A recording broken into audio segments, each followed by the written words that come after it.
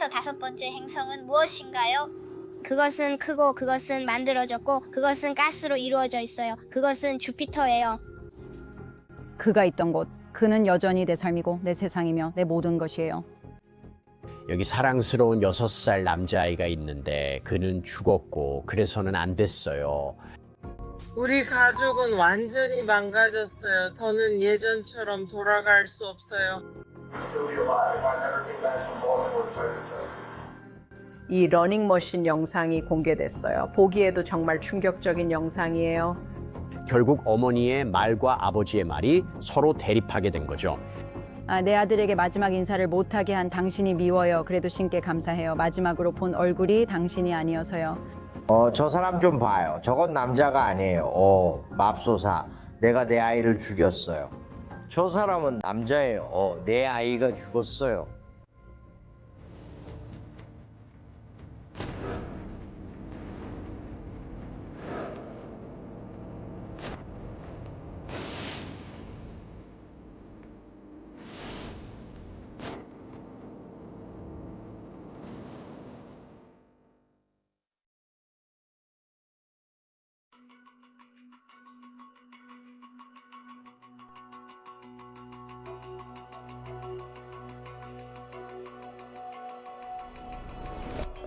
스태퍼드 타운십 뉴저지 31살의 크리스토퍼 그레고르는 6살 난 아들 코리 미셸로를 응급실로 데려옵니다. 아이의 상태는 매우 심각했습니다. 그는 병원에 도착해서 어린 아들 코리를 어깨에 메고 들어옵니다. 그는 병원 안으로 달려 들어가서 아이를 즉시 치료해 달라고 요청합니다. 그 아이는 무기력하고 메스꺼워했습니다.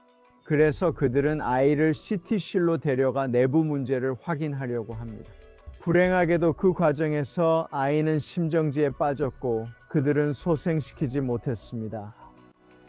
코리는 2021년 4월 2일 오후 5시에 사망 선고를 받았습니다. 코리의 아버지는 방 밖으로 나가시고 그 일에 대해 감정적인 반응을 보이시는 것 같습니다. 그가 두 손으로 머리를 감싸는 모습이 보이고 몸을 앞으로 숙이는 것도 볼 수 있습니다. 그리고 그는 자리를 떠납니다. 여기 사랑스러운 6살 소년이 있는데 그는 죽었고 그래서는 안 됐습니다. 그리고 모두가 묻고 있는 질문은 코리 미셸로에게 무슨 일이 있었냐는 것입니다.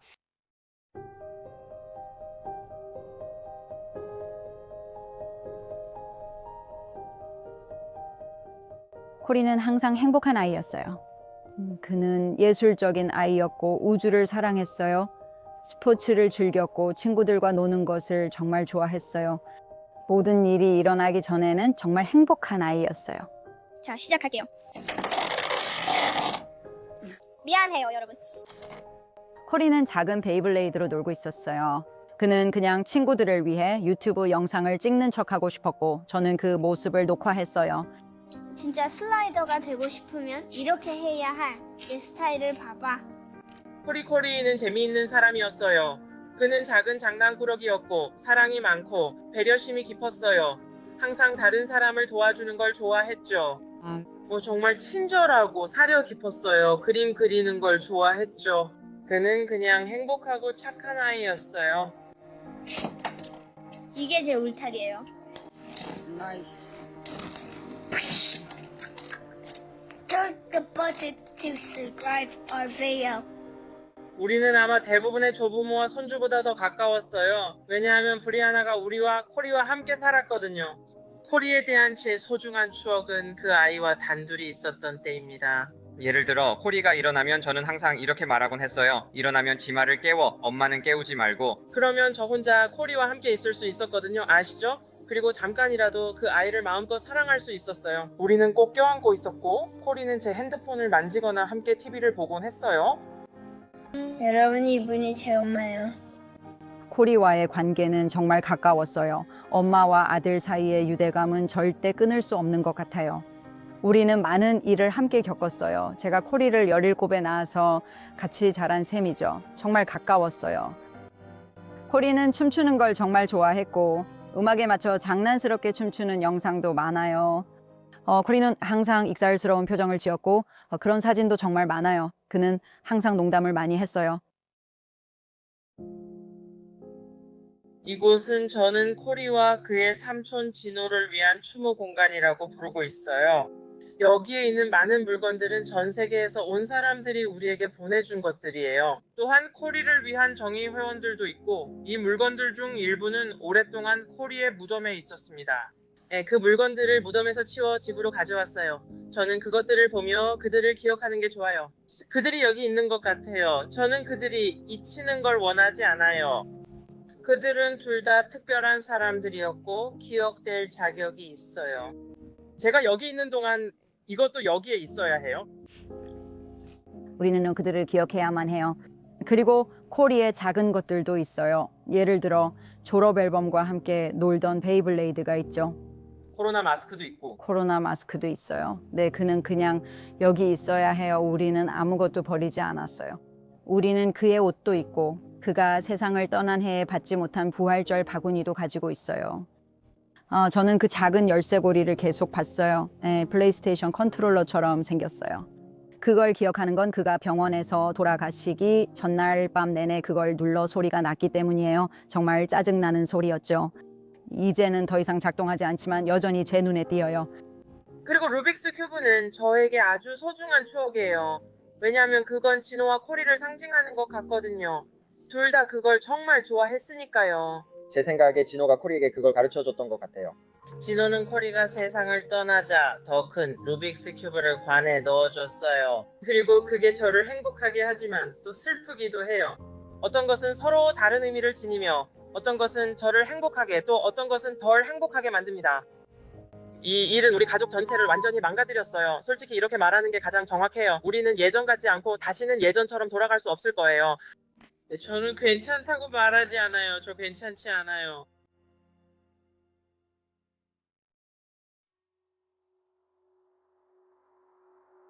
코리 사망 당일 오션 카운티 검찰청 데니스 미첼 형사가 보고를 받습니다. 그는 서던 오션 메디컬 센터에서 아이 사망 소식을 듣습니다. 저는 6세 남자의 코리 미첼로가 오후 3시 45분경 병원에 왔다는 보고를 받았습니다. 그는 오후 5시 3분경 사망 선고를 받았습니다. 그로부터 약 20분 후 피해자의 아버지로 확인된 크리스토퍼 그레고르 은행가 병원을 떠났습니다. 오션 카운티 검찰에 통보됐습니다. 저와 이 사무실의 다른 구성원들이 현장에 출동하여 코리 미첼로의 사망에 대한 수사를 시작했습니다.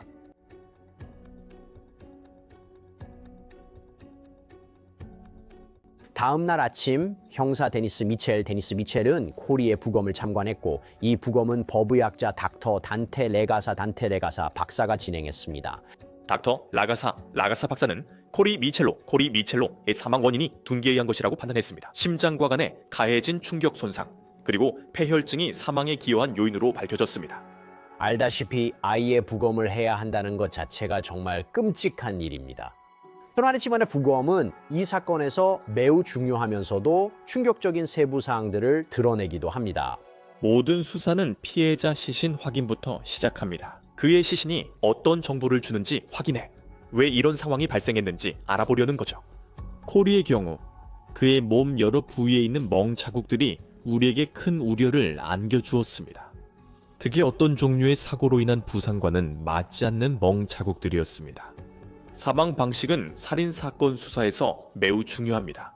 왜냐하면 사망 방식이 살인이 아니라면 살인 사건 수사가 시작되지 않기 때문입니다. 이 경우 사망 방식이 불확정이었습니다. 이는 피해자 사망 상황에 대해 의사에게 더 많은 정보를 제공해야 함을 의미합니다. 이 경우 코리 미첼로 사망 사건의 자세한 타임라인을 제공해 주세요. 불확정으로 지정되는 사례는 매우 드뭅니다. 우리가 아동 사망 사례를 검토할 때 그런 사례들이 바로 우리가 반드시 아주 신중하게 살펴봐야 한다고 표시했던 것들이었습니다.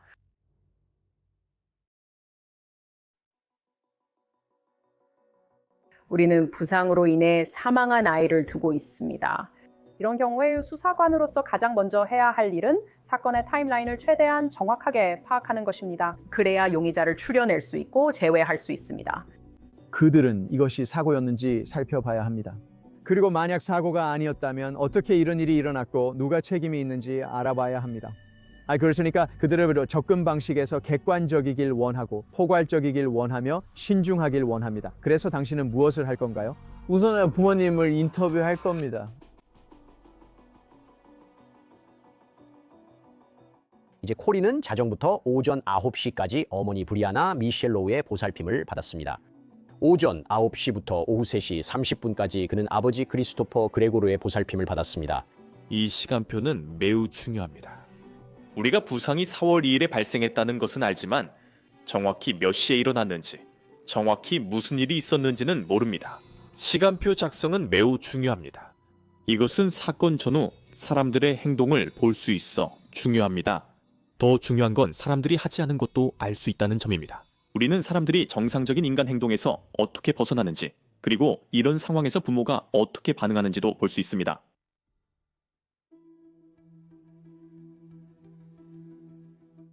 형사 데니스 미첼은 브리아나를 면담하며 브리아나는 변호인 없이 대화에 동의합니다. 브리아나와의 대화 중에 우리는 코리의 과거에 대해 알게 됩니다. 우리는 크리스토퍼 그레고르의 과거와 그가 코리 인생에 등장한 시점, 그리고 그때부터 상황이 어떻게 변했는지 알게 됩니다. 실제로 그녀는 의료 기록과 DCPMP 기록이 포함된 서류처를 들고 답변합니다. 데니스 미첼과의 인터뷰였어요. 힘들었어요. 왜냐하면 몇 시간 전에 코리가 세상을 떠났다는 소식을 들었거든요. 저는 문장도 잘 못 만들었어요. 그는 친절했지만 정보를 얻으려 했죠. 저는 그가 제 휴대폰을 달라고 했던 게 기억나요. 그래서 그냥 여기요 하고 비밀번호도 알려줬어요. 정말 최대한 도와주고 싶었거든요. 저는 크리스를 꼭 찾아야 해요. 필요한 건 말씀드릴 테니 찾아주세요 라고 했어요. 크리스토퍼 그레고르는 먼로 타운십 집 파티에서 브리아나 미셸로우를 만났어요. 그때 브리아나는 16, 크리스토퍼는 아마 19이나 20살이었던 것 같아요. 그때부터 두 사람의 관계가 시작됐어요. 그리고 우리가 조사 과정에서 알게 된 바로는 그때 코리 미셸로가 잉태된 것으로 보입니다. 두 사람의 관계는 임신이 진행되면서 점점 악화됐어요. 크리스는 브리아나와 거리를 두기 시작했죠. 코리의 조부모님은 부모님이 젊어서 그의 삶에 깊이 관여하셨어요.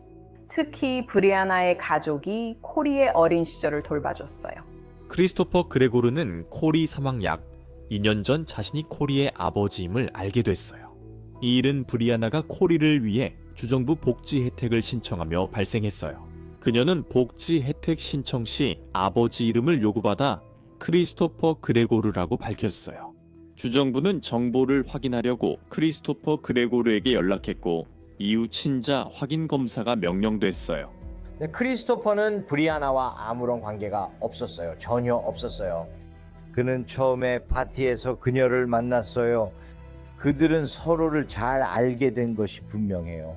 왜냐하면 5년 후에 그는 이 아이의 아버지로 지목되었거든요. 그는 그녀를 기억하지 못했어요. 그는 친자 확인 검사를 받았고 놀랍게도 그는 코리의 아버지였어요. 그래서 그는 볼티모어에서 살고 볼티모어에서 가르치고 존스 홉킨스 대학교에 다니다가 그 모든 것을 멈추고 아이를 돌보기 위해 뉴저지로 다시 이사하게 되었어요. 그는 이제 막 아버지임을 알게 된 아이를 위해서요. 헤아리얼이 거리던 만화를 살려봄에 크리스토퍼가 적극적으로 참여하자 크리스도 오기 시작했어요. 코리는 아빠와 가질 수 있을 거라고 생각하는 그런 관계를 원했던 것 같아요. 하지만 그는 그걸 얻지 못했죠. 코리는 아주 일찍부터 그를 두려워했던 것 같아요. 하지만 코리는 희망을 품고 있었던 것 같아요. 브리아나는 평생, 그리고 코리의 삶 동안 중독 문제로 힘들었고 재활 프로그램으로 극복하려 노력했어요. 브리아나와 크리스 사이에서 코리의 양육권은 여러 해 동안 변해왔어요. 처음엔 브리아나가 전적인 양육권을 가졌지만 중독 문제로 한때 양육권을 잃기도 했어요. 한때 그녀의 어머니 레베카가 전적인 양육권을 맡았어요. 크리스프가 등장하면서 두 사람은 결국 공동 양육권을 갖게 되었고 크리스 그레고르 등과 코리 미첼로의 주거 양육권을 가지게 되었으며 브리아나는 면접 교섭권을 갖게 되었어요. 코리가 처음 크리스토퍼의 삶에 들어왔을 때 그는 과체중이었고 학습 장애가 있었어요. 그는 학교에서 잘 지내지 못했어요. 크리스토퍼는 가족 집으로 이사해서 매일 코리를 돌봤어요. 그 결과 데이브 그레고르는 자신의 차고로 들어갔어요. 그는 자녀들의 오래된 야구 장비와 농구 용품, 미식축구 용품을 모두 꺼냈어요. 그들은 이제 집으로 데려오게 된 6살 아이를 위해 집 안에 방을 만들었어요. 그리고 그들은 이 손자이자 아들을 위해 새로운 삶을 만들어 주었습니다. 크리스토퍼와 그의 가족 덕분에 그는 운동을 잘하게 되었습니다. 그는 스포츠에 경쟁력이 있었고 학교와 의사소통도 매우 잘했습니다. 그는 상위권 학생이었고 선생님과 학생 모두에게 인기가 많았습니다. 그래서 크리스토퍼가 그의 인생에 들어오면서 코리는 이전과는 완전히 달라진 삶을 살게 되었습니다. 이 코리와 그의 아버지의 관계는 불안정했다고 말할 수 있어요. 왜냐하면 코리는 여전히 아버지를 존경했기 때문이에요. 코리는 아버지처럼 되고 싶어 했고 그를 사랑했지만 동시에 아버지에게 학대를 당하고 있었어요. 어릴 때 무슨 일이 일어나는지 잘 모르고 그 사람을 여전히 사랑해요.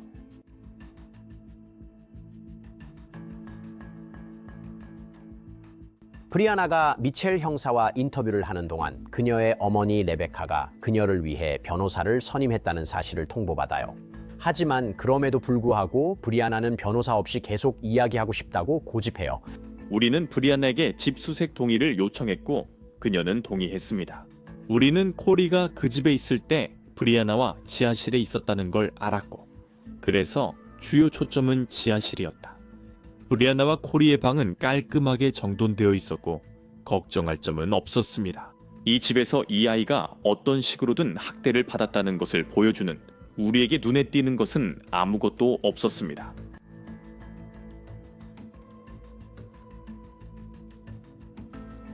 경찰은 이 시점에 브리아나의 어머니이자 코리의 할머니인 레베카 미첼로를 면담합니다. 모든 살인사건 수사에서 피해자와 접촉한 모든 사람은 용의자가 아니라고 밝혀질 때까지 용의자입니다. 이 경우 우리는 어머니, 아버지, 할머니, 코리와 사망 전 접촉한 모든 일을 조사합니다. 레베카 미첼로는 아동 학대 우려와 구체적 사건들을 알려주었습니다. 크리스가 처음으로 코리의 삶에 등장한 시점부터 그 이후에 발생한 부상들, 그리고 코리가 사망할 때까지의 모든 기간에 대해 말입니다. 코리가 데이비드와 캐롤린 그레고르, 즉 크리스의 부모님을 만나러 갈 때는 원래 몇 시간만 머물 계획이었습니다. 그레고르가 가족을 만난 건 처음이었습니다. 그래서 크리스가 코리를 다시 데려다 줄 시간이 되었는데 코리가 돌아오지 않았어요. 저는 데이비드 그레고르에게 문자와 전화를 했고 그는 코리가 오늘 밤 자고 간다고 했어요. 그래서 저는 아니요, 그게 약속한 내용이 아니에요. 크리스가 코리를 집에 데려다 줬으면 해요 라고 말했어요. 크리스가 여친님의 코리를 내려줘였고 코리는 착오로 집에 들어왔어요. 코리가 불빛 아래로 들어왔을 때 입술이 터지고 셔츠와 반바지에 피가 묻어 있었어요. 리스가 무슨 일이야 라고 묻자 코리는 말하기 싫다고 했어요. 그래서 당연히 저는 크리스에게 전화했고 데이비드 그레고르에게도 전화했어요. 또 문자도 보냈죠. 알죠? 코리가 입술이 터지고 옷에 피가 묻은 채로 집에 왔어요. 무슨 일 있었나요? 아무도 답장을 안 했어요. 그래서 그때 경찰서에 전화하고 직접 갔죠. 그리고 그분들이 다시 DCPMP에 연락했어요. 그게 제가 기억하는 첫 번째 일이에요. 우리는 DCPMP 보고서에서 정보를 추출해 그녀의 말과 보고서의 사실을 상호 확인할 수 있었습니다. DCPMP는 아동보호 및 연구성 부서를 의미합니다. 이 기관은 뉴저지주에서 아동학대와 반김 신고를 조사합니다. DCPMP에 여러 신고가 접수됐으며 일부는 크리스토퍼 그레고를 가해자로 지목했습니다. 리베카를 가해자로 지목한 신고가 한두 건 있었던 것 같습니다. 브리아나는 의심받은 적이 전혀 없었습니다. 코리를 학대한 것으로 이런 상황에서는 모든 것을 의심하며 받아들여야 합니다.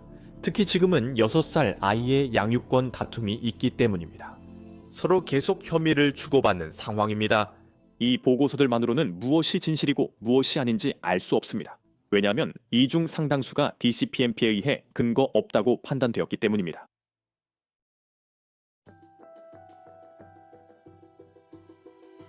이 학대 혐의에 대해 더 깊이 조사하기 위해 미첼 형사는 크리스토퍼 그레고어의 부모인 데이비드와 캐롤린을 만나기로 결정합니다. 그들은 학대에 대해 어느 정도 우려를 보였지만 그보다는 학대 혐의에 대해 우리와 이야기하고 싶어 했습니다. 그들은 그게 전부라며 실제 학대는 없고 단지 혐의일 뿐이라고 했습니다. 그들은 자신들의 아들인 크리스토퍼가 손자의 죽음을 알렸다는 상황에서 그 상황에 비추어 아들에 대한 걱정을 보였습니다. 그들이 병원에 도착했을 때 크리스는 이미 없었습니다. 그들은 크리스가 병원을 나간 직후 부모님께 문자 메시지를 보냈다고 알려줬습니다.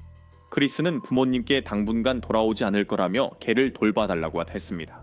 크리스토퍼가 부모님께 당분간 떠난다고 문자하고 내 개를 잘 돌봐달라고 한 것은 그가 떠나서 돌아오지 않을 거라는 의미로 보입니다.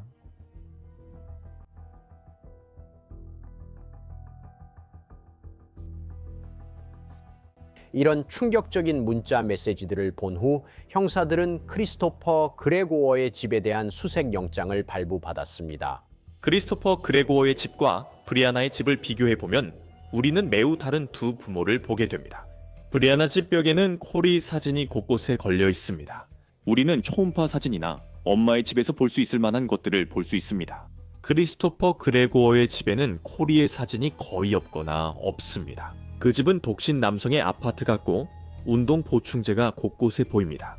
코리는 크리스토퍼의 집에 자신만의 방이 있었는데 예상대로 6살 아이의 방답게 트윈 사이즈 침대가 있었습니다. 그가 공부나 그림을 그릴 수 있는 책상도 있었습니다. 쓰레기를 뒤지기 전까지는 특별히 걱정할 만한 것은 없었습니다.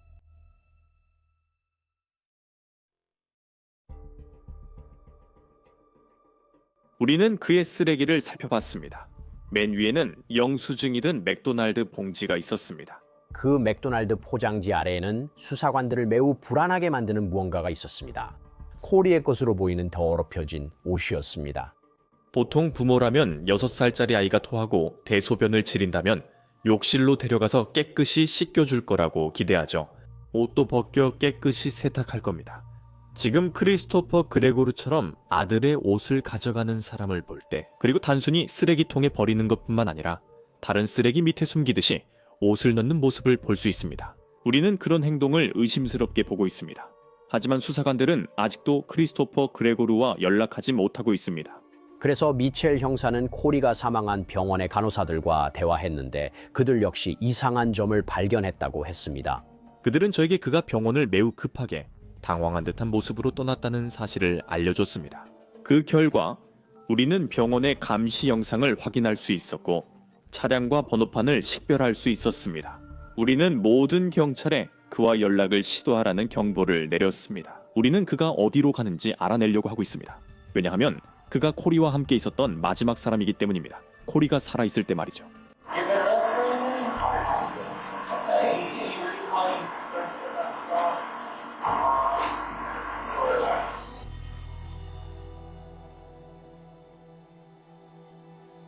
코리의 사망 이틀 후 미첼 형사는 크리스토퍼 그레고르가 테네시주 알코아에서 경찰에 의해 차량이 정지되었다는 통보를 받습니다. 테네시에서 그를 세운 이유는 그의 차량에 대한 경보가 발령되었기 때문입니다. 그는 경찰에게 협조했습니다.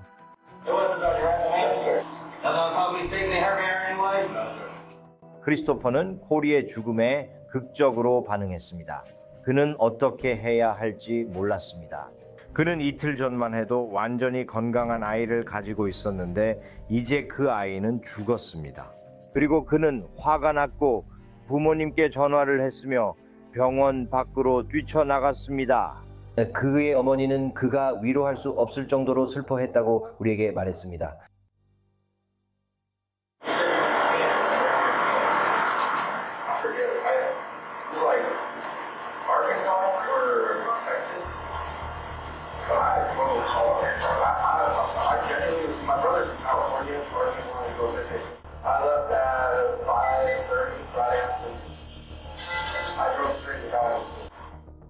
그는 형의 집으로 운전해서 가고 있었습니다. 그는 형 곁에 있고 싶어 했습니다.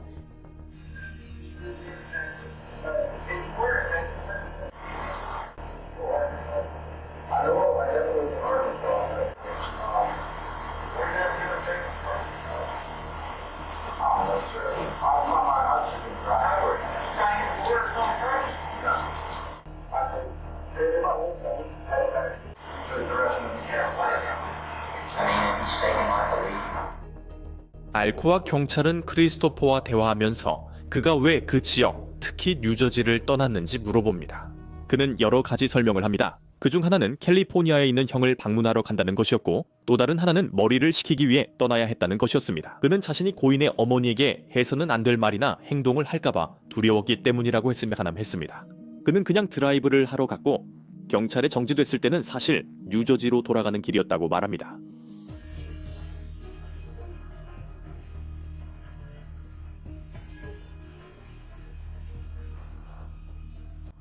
모든 영상을 검토한 결과 우리가 본 것은 상황과 그가 처한 환경을 고려했을 때 기대하는 방식으로 행동하지 않는 사람입니다. 우리가 보고 있는 것은 농담을 하고 미소를 짓고 상황을 회피하는 사람이지 6살 난 아들을 잃고 슬퍼하는 사람처럼 보이지 않습니다.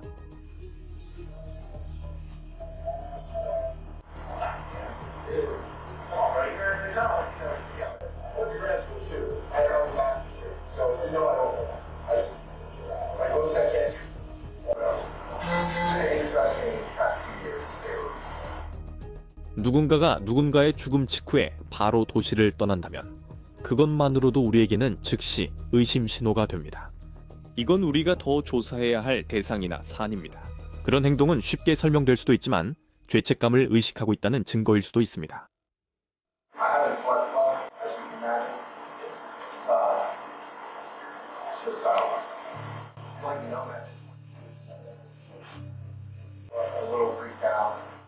그가 알코아 경찰서와 대화하면서 코리와의 일과 일부 의사들에 대해 이야기합니다.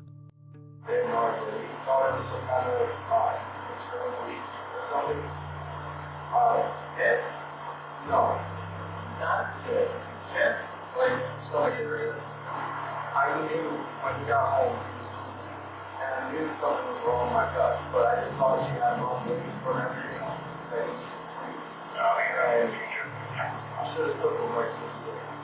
Because a lot of me thinks like, it's partially my fault in the sense that if they truly did something, we would like you have like a drug addict mother, but it was your life. If I never did that to Baltimore type of thing. And when that's what goes through my head this whole ride.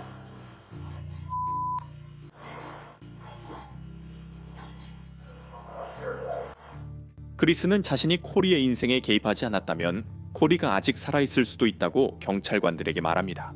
그 말만 놓고 보면 큰 의미가 없을 수도 있습니다. 하지만 그 말을 주변 사건들, 도주, 그리고 그때까지의 그의 행동과 함께 보면 뭔가 석연치 않습니다. 그리고 그 말은 그가 정말로 자신이 없었다면 코리가 아직 살아있을 거라고 믿는다는 생각이 들게 만듭니다. 결국 당국은 크리스토퍼 그레고르를 풀어줍니다. 하지만 그때 수사관들이 옵니다. 하지만 그때 수사관들이 이 모든 이야기를 바꿔놓을 무언가를 발견합니다. 그들은 결정적인 새로운 증거를 얻습니다. 우리는 처음 러닝머신 영상을 알고 코리 사건을 맡았던 DCPMP 사례 관리자와 대화했으마 했습니다. 그는 우리에게 3월 20일 사건을 알렸습니다. 그 사건은 크리스 그레고르 아파트 단지 내 체육관에서 발생해 영상으로 촬영됐습니다. 그는 다음날 우리에게 영상을 제공했습니다. 이 러닝머신 영상이 공개됩니다. 어린 자녀는 시청을 삼가세요. 이 영상은 보기 매우 충격적입니다.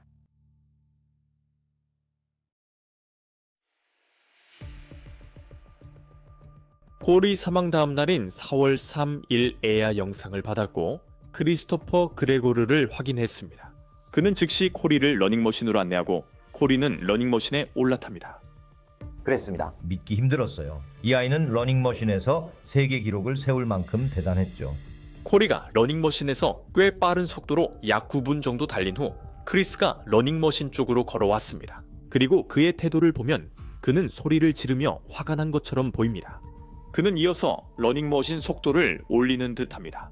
코리가 속도를 올리기 시작하면서 러닝머신의 속도가 올라가자 그가 따라잡기 힘들어하는 것이 보입니다. 코리가 속도를 따라가지 못하고 뒤쪽으로 가기 시작하자 크리스토퍼도 러닝머신의 뒤쪽으로 움직이는 모습을 볼 수 있습니다. 우리는 이 영상을 보며 그가 뒤로 움직이고 있구나 라고 말하고 있습니다. 네, 그는 자신이 넘어질 걸 알지만 넘어질 때 곁에서 도울 것입니다. 하지만 우리는 반대 상황을 봅니다. 코리가 넘어지고 발을 헛디디는 모습을 봅니다.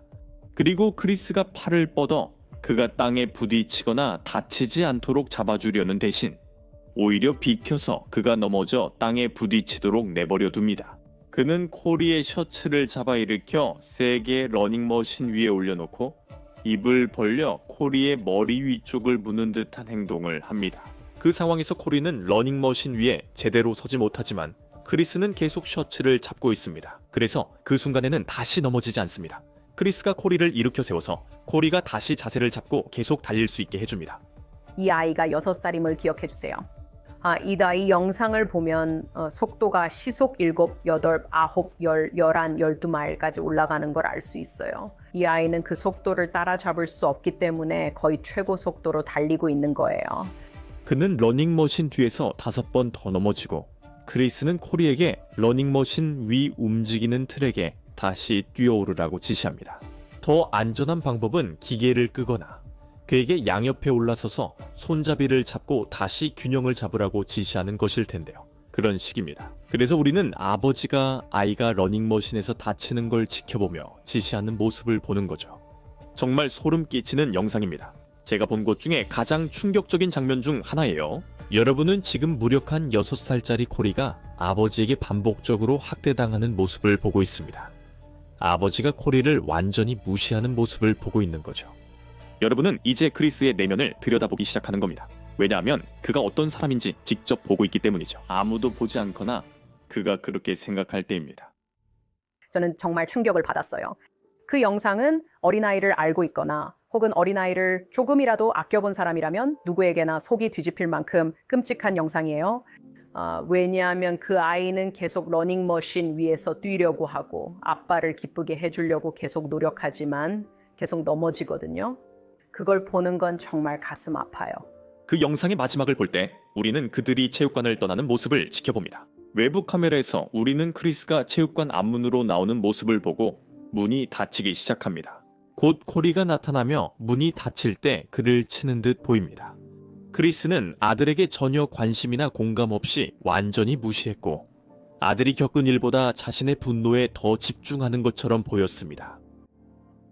저는 코리에게 멍이 든 걸 봤어요. 팔뚝에 큰 자국이 있었습니다. 코리는 크리스토퍼가 러닝머신에서 자신을 빠르게 뛰게 했고 뚱뚱하다고 불렀다고 말했어요. 그래서 저는 바로 DCPMP 신고를 접수했어요.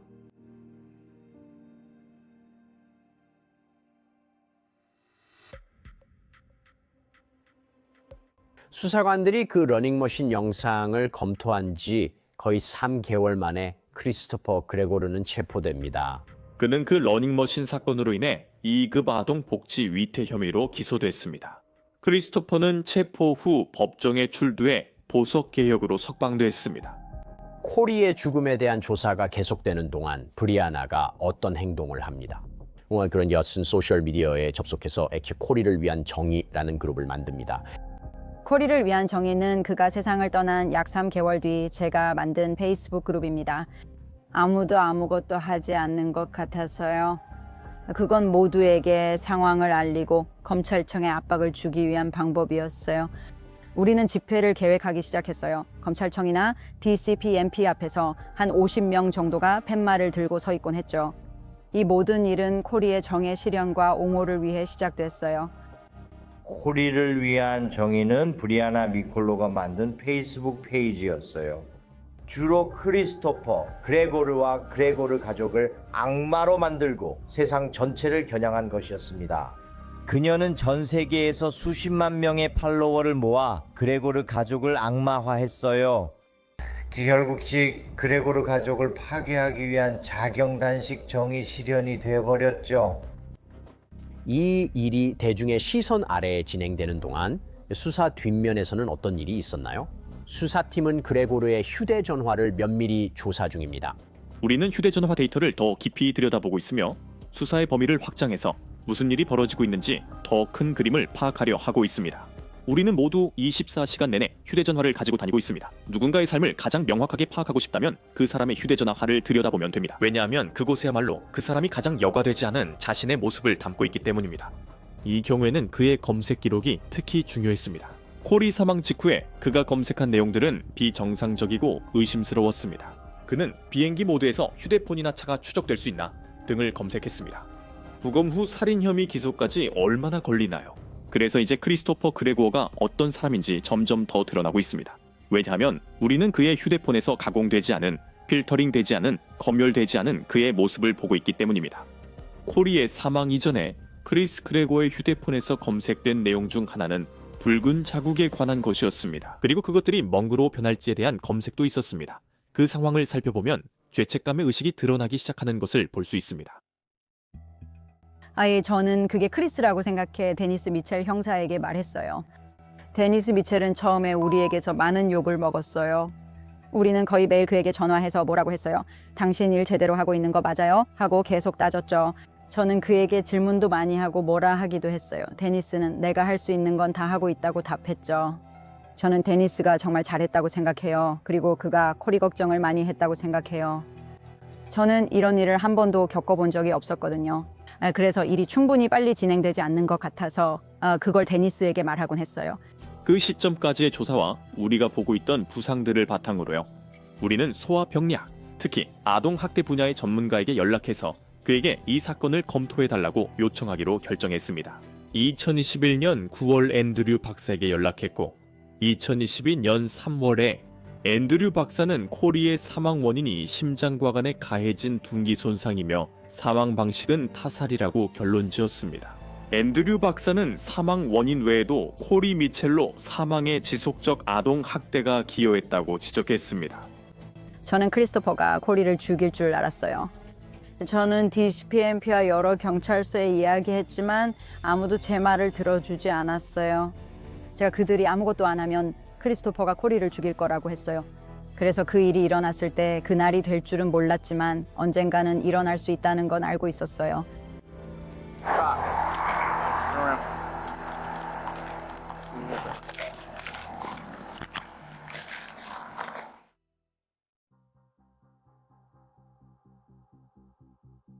예, 코리 미셸로가 사망한 지 거의 1년 만에 크리스토퍼 그레고르는 체포되어 코리의 살인 혐의로 기소됩니다.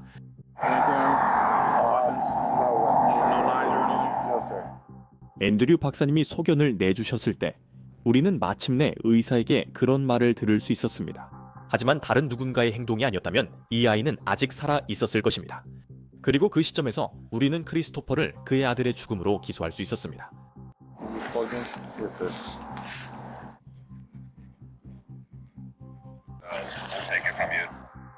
두 날짜에 각각 다른 혐의가 있었습니다.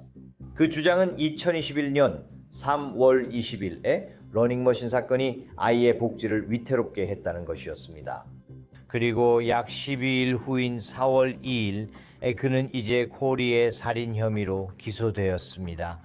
그래서 처음 사건은 아동복지 위태 사건이었고 두 번째는 4월 2일의 살인이었습니다.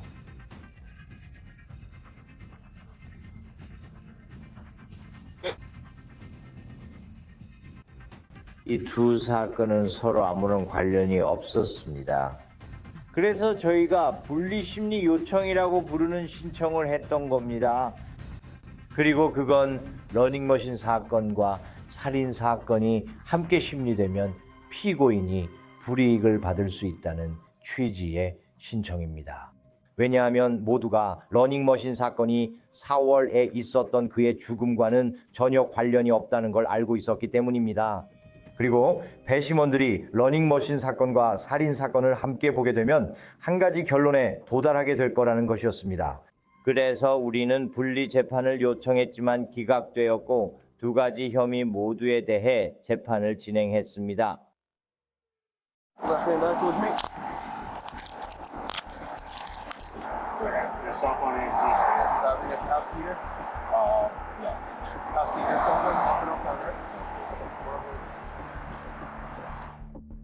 세상에 그 일이 일어나기까지 거의 1년이 걸려서 저는 믿을 수가 없었어요. 어깨에 있던 짐이 좀 내려간 것 같은 기분이었어요. 왜냐하면 1년 내내 우리는 밖에서 여러 곳에서 집회를 했거든요. 그를 체포해달라고 애원하며 답을 요청했어요. 그를 체포하지 않으면 그들이 그가 코리에게 아무 일도 없었다고 생각하는 건가요? 그럼 코리에게 무슨 일이 있었던 거죠? 그래서 그게 우리에게 모든 걸 확신시켜줬어요. 아들 코리 미셸로에 대한 1급 살인 혐의로 그는 종신형까지 선고받을 수 있습니다. 이 수사의 큰 장애물 중 하나는 살인 사건에서는 보통 누가 어떻게 죽었는지 정확히 알 수 있다는 점입니다. 언제 무슨 일이 일어났는지도 알 수 있습니다. 여기서는 부상이 발생한 기간만 주어졌고 그레고르가 코리에게 어떻게 그 부상을 입혔는지 정확히 알 수 없습니다. 그래서 우리는 그 시간 동안 그 부상이 정확히 무엇이었는지, 어떻게 입혀졌는지, 그리고 그 부상을 둘러싼 사건들이 무엇이었는지 알아내려고 노력합니다. 우리는 부상 자체보다 그 시간대와 외부에 더 집중하고 최대한 자세히 파악하려고 합니다.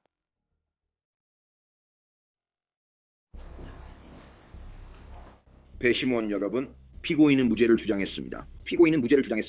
사실을 판단하는 판사로서 여러분은 증인의 신빙성을 판단하는 역할을 하며 증인이 믿을 만한지, 즉 신뢰할 수 있는지 여부를 결정합니다.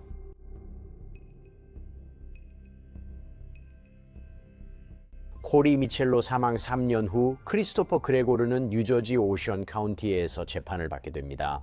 그리고 그는 러닝머신 사건으로 아동 복지 위태 및 코리 사망 살인 혐의로 각각 기소됐습니다. 그리고 참고로 유죄 판결을 받을 경우 그는 종신형을 선고받게 됩니다. 코리 트래비스 미셸로. 네, 그는 태양계를 좋아했고 밖에서 노는 것을 좋아했어요. 그의 이 엄마는 그를 장난스럽고 행복한 아이로 묘사해요. 코리는 2021년 4월 2일에 6살이었고 그날 그의 아버지가 그를 살해했어요. 그의 아버지가 바로 이 피고인이에요. 크리스토퍼 그레고르. 이 사건은 코리가 어떻게 이 피고인의 처벌과 학대의 궁극적인 희생자가 되었는지에 관한 것입니다. 검사인 크리스틴 렌토와 제이미 슈로에는 정말 훌륭했어요. 그리고 그분들이 여성이라 더 좋았어요. 크리스는 여성을 싫어하거든요. 크리스는 아침 9시에 어머니와 함께 있을 때는 살아있었고 오후 5시 3분에는 세상을 떠났어요.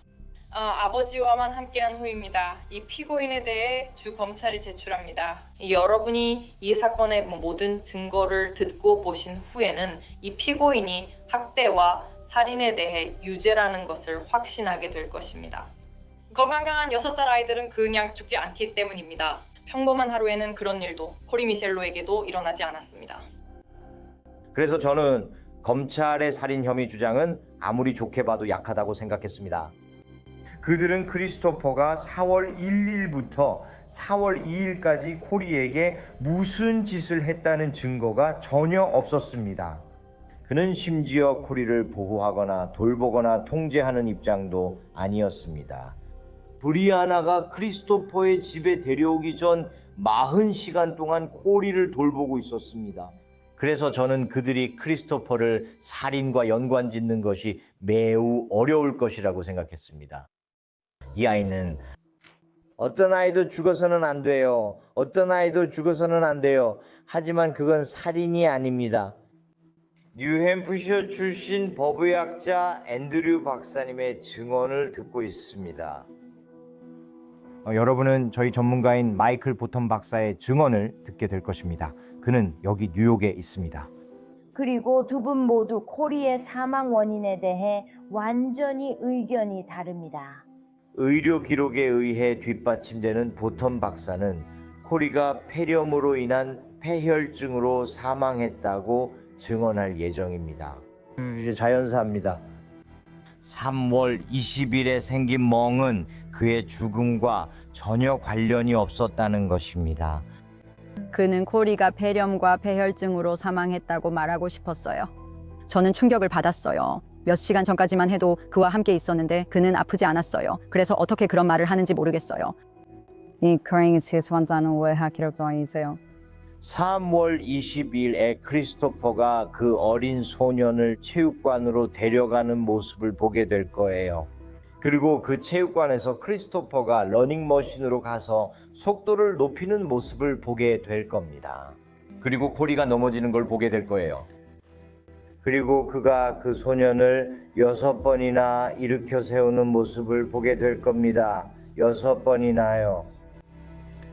그를 다시 러닝머신 위에 올려놓는 모습을요. 그리고 지금 바로 말씀드리자면 여러분은 그를 좋아하지 않을 겁니다. 그리고 저는 여러분이 그를 좋아하든 말든 신경 쓰지 않습니다.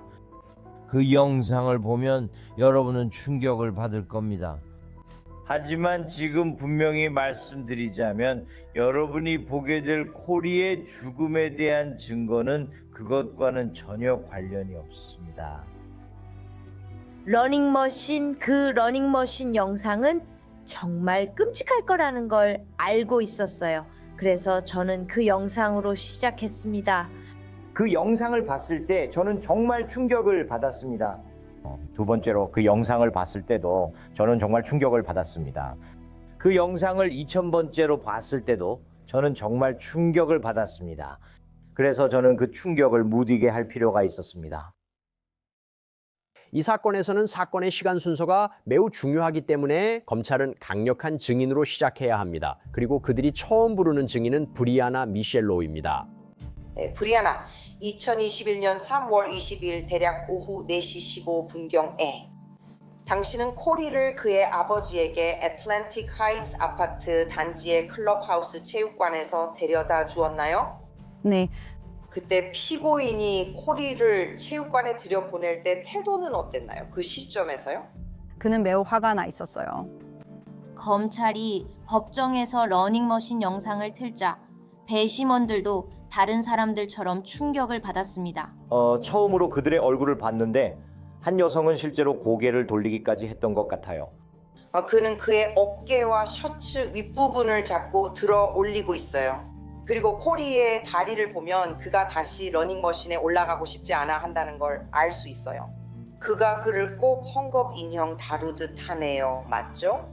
그가 그를 들어 올리고 있고 그의 다리가 흔들리고 있어요. 이게 바로 피고가 하는 행동이에요. 그가 코리를 움직이는 러닝머신 위에 올리려고 하는 동안이에요. 피고가 코리의 머리를 물어요. 예, 어떤 아버지가 자기 아들에게 이런 짓을 할 수 있을까요? 브리아나, 그 영상에 있던 아이는 누구였나요? 그게 코리예요. 그 영상에서 코리 나이는 몇 살이었나요? 6살이었나요? 그리고 그 영상에 나온 성인 남성은 누구였나요? 피고인이었나요? 네, 저는 재판 일주일 전에 처음으로 러닝머신 영상을 봤어요. 그들이 잠깐 보여주겠다고 했지만 저는 보고 싶지 않았어요. 선택권이 있었다면 저는 그 영상을 보지 않았을 거예요. 누군가가 60파운드나 되는 아이를 셔츠 뒤쪽을 잡고 들어 올린 다음에 물어버리는 걸 보는 건 정말 트라우마가 될 정도로 충격적이에요. 특히 그게 내 아이일 때는 정말 충격이에요. 진짜 뭐야 이게 너무 트라우마가 돼요. 네, 정말 말도 안 돼요. 아이한테 그런 짓을 할 수 있다면 그 아이를 죽일 수도 있는 거예요. 정말로요. 가장 중요한 것은 누가 언제 아이에게 접근할 수 있었는지, 그래서 누가 이런 상처를 입혔는지를 증명하는 거예요. 이런 부상들을요, 간이 저절로 찢어진 게 아니고 심장이 저절로 찢어진 것도 아니에요. 이런 일은 아이들에게 저절로 일어나지 않으니 누군가는 반드시 책임이 있습니다. 그래서 시간대가 가장 중요했어요. 그리고 솔직히 그 영상은 정말로 중요했어요. 코리와 함께 있었을 때 그에게 멍이 있는 걸 본 적 있나요? 네, 봤어요. 배심원들에게 당신이 본 멍이 어땠는지 설명해 주실 수 있나요? 그의 이마에 멍이 있었는데 아주 이상한 모양이었고 뭔가가 찍힌 자국처럼 보였어요. 그리고 그 멍 말고 또 다른 멍도 보셨나요? 가슴에도 하나 있었나요? 화면처럼 보였어요. 코리에게 당신이 본 멍에 대해 이야기했을 때 그의 태도는 어땠나요? 그는 단순히 화나고 두려워 보였어요. 그의 몸에 멍이 있는 걸 보는 건 충격적이었어요. 제 생각에 그의 몸 전체에 약 14개의 긁힌 자국, 찰과상, 타박상이 있었던 것 같아요. 그 후 검사 프로세큐터 보너코는 브리아나에게 며칠 뒤 코리에게서 본 추가적인 멍에 대해 묻습니다. 코리가 폴플리스 풋볼 시흥이 끝난 후에 당신의 집에 있었을 때요, 그의 몸에서 어떤 멍이라도 본 적이 있나요? 그의 가슴에 큰 멍이 있었고 팔과 다리 전체에는 지문 모양의 멍이 있는 것처럼 보였어요. 그리고 그의 옆구리 엉덩이 쪽에도 아주 큰 멍이 있었어요. 1학년 플래그 풋볼에서는 어떤 종류의 접촉이 허용되었나요? 풋볼이었나요? 접촉이 없어요. 브리아나 미첼로우는 코리의 몸에서 발견된 멍에 대해 매우 걱정했습니다. 그녀는 아이의 평소 멍이 생기지 않는 부위에서 멍을 발견했습니다. 결국 그녀는 이런 멍과 자신의 걱정에 대해 DCPMP에 연락했고 그들은 소아과 의사에게 가라고 지시했습니다. 그녀는 결국 그렇게 했습니다. 2021년 3월 30일로 주의를 돌리겠습니다. 그날 가족법원에 코리의 완전 양육권을 위한 긴급 신청서를 제출하셨나요? 법원에 제출하셨나요? 네. 그리고 배심원들에게 왜 그렇게 하셨는지 말씀해 주실 수 있나요? 저는 코리의 생명이 위험하다고 두려워했어요.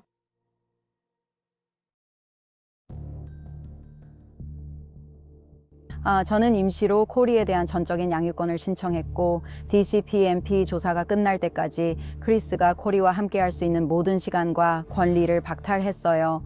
조사가 끝날 때까지 코리를 크리스토퍼와 떨어뜨려야 한다고 생각했어요.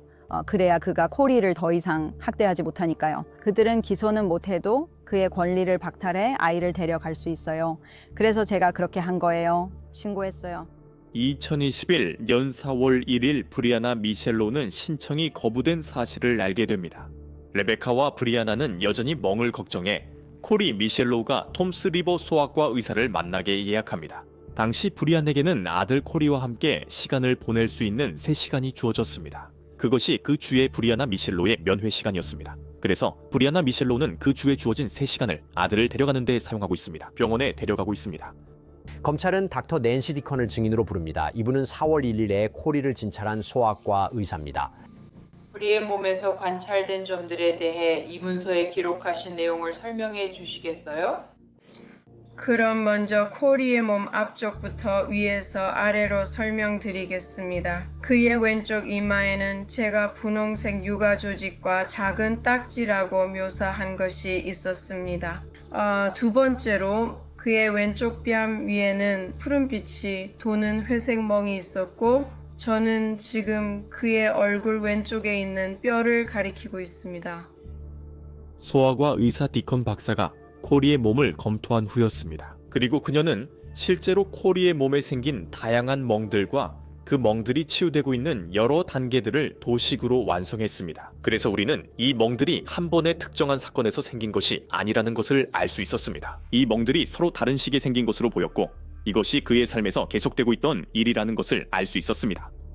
14살. 떠오르는 크고 노란 빛이 도는 초록색 멍이 있었고 그것은 허리 쪽에 있었습니다. 제 평가는 다양한 치유 단계에 있는 수많은 멍이 있다는 것이었습니다. 아이들이 노는 과정이나 넘어지는 것으로 설명할 수 있는 멍들도 있었습니다. 또한 연조직 부위에도 멍이 있었습니다. 그 정도 크기의 멍과 그런 종류의 상처가 생기려면 더 강한 충격이 필요합니다. 더 크고 강한 힘이 필요합니다. 코리의 몸에 난 멍은 러닝머신 사고만으로 생긴 것이 아니었습니다. 여기 적혀 있습니다. 이 부분은 조의 합창이고 코리는 몸 여러 부위에 멍이 들었다고 합니다. 멍은 인조 잔디에서 미식 축구하다 생겼다고 했습니다. 그는 아버지에게 미식 축구 잡는 법을 배웠다고 했습니다. 두 번째 이유입니다. 그가 러닝머신에서 넘어져 멍이 더 많이 들었다고 했습니다. 제 생각엔 그건 살인입니다. 제 인상으로 그는 아버지와 미식 축구를 했다고 말했습니다. 그렇지 않았어요. 그렇게 묘사된 건 아니었지만 그게 제 인상이었어요. 코리 씨는 처음으로 가족이 아닌 다른 사람에게 자신과 아버지 사이에 학대가 있을 수도 있다는 사실을 털어놓습니다. 구체적으로 그는 닥터에게 말합니다. 낸시 디컨 박사에게 그는 러닝머신에서 떨어져서 몸에 멍이 들었다고 말합니다. 그리고 그의 아버지는 자신이 너무 뚱뚱하다고 생각해 그렇게 했다고 말합니다. 코리가 당신에게 뭐라고 말했는지 당신의 차트에서 보여주세요. 그가 당신에게 그 말을 하기를 주저했고 당신이 그를 유도해야 했으며 그에게 안전하다고 보여줘야 했다는 점을요. 그 차트 어디에든 당신이 그걸 썼을 때를 보여줄 수 있나요? 네, 그런 점들은 제가 보기에 중요합니다. 아동학대에 대해 묻는 의사가 평가할 때 그 차트 어디에 그게 있나요? 차트예요. 그 평가에서요. 그러래서 제가 코리에게 정확히 뭐라고 말했는지는 기록하지 않았어요.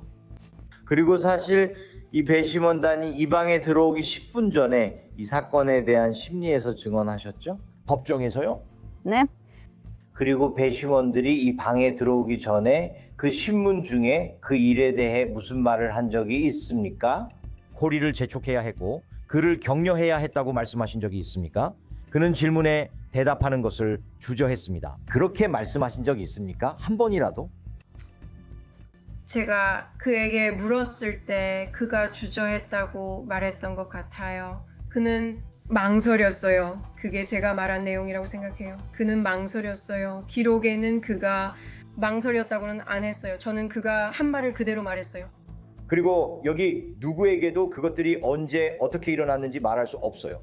아니요. 저는 그냥 제가 본 것을 묘사할 수 있을 뿐이에요. 학대는 없었어요.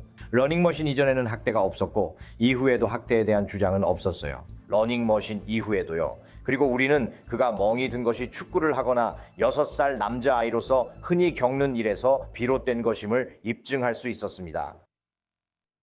DCPMP 직원과 디컨 박사는 이러한 멍을 보고 방금 제공된 정보와 결합해서 판단했습니다. 코리 관련 정보를 바탕으로 브리안에게 저지 쇼어 대학 메디컬 센터로 데려가라고 했습니다. 그곳에는 아동 학대를 전문으로 하는 소아과 부서와 아동 학대를 전문으로 하는 특정 의사가 있습니다.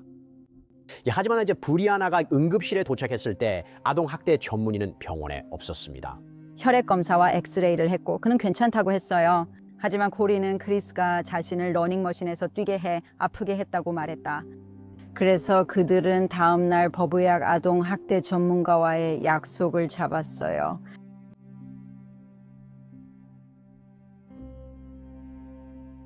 하지만 여러 의사에게 진찰받은 결과 멍 자국 외엔 코리가 건강해 보였어요. 병원에서 우리는 새벽 1시쯤 퇴원했어요.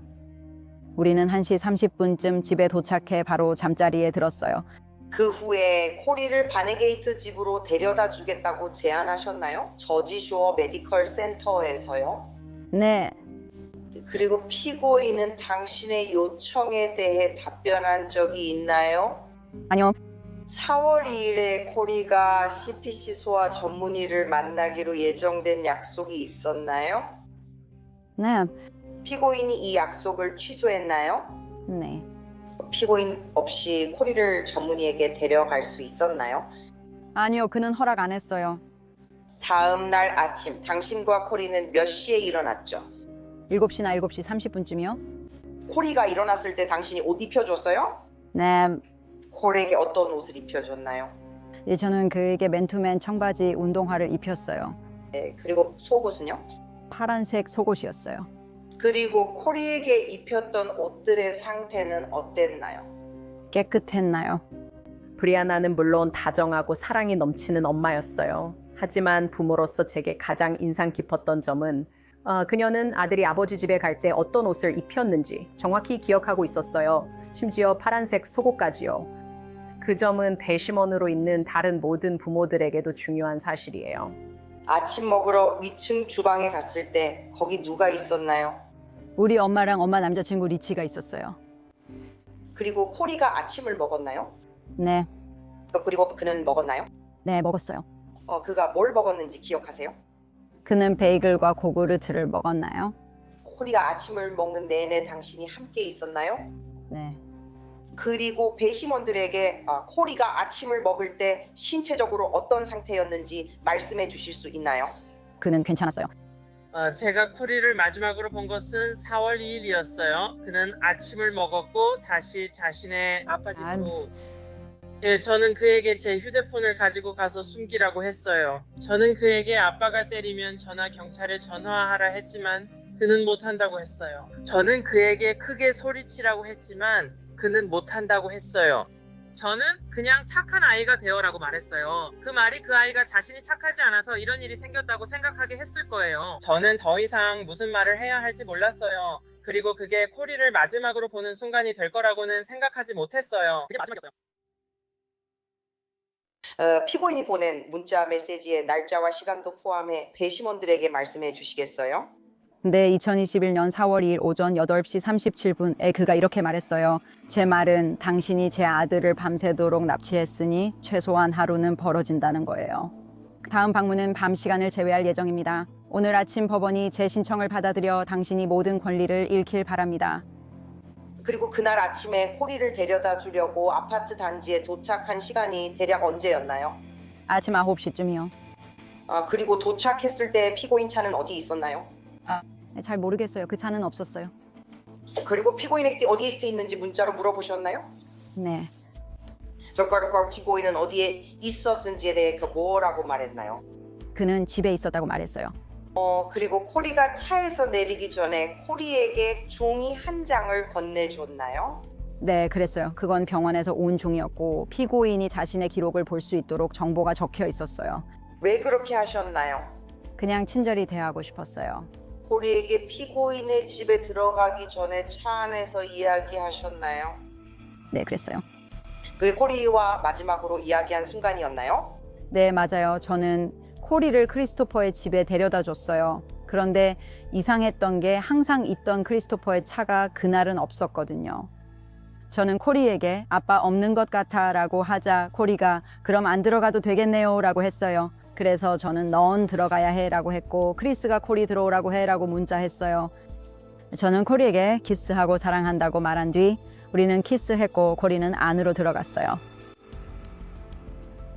그 다음에 검사는 브리아나에게 코리를 내려준 후 피고인에게서 받은 문자 메시지에 대해 물어봅니다.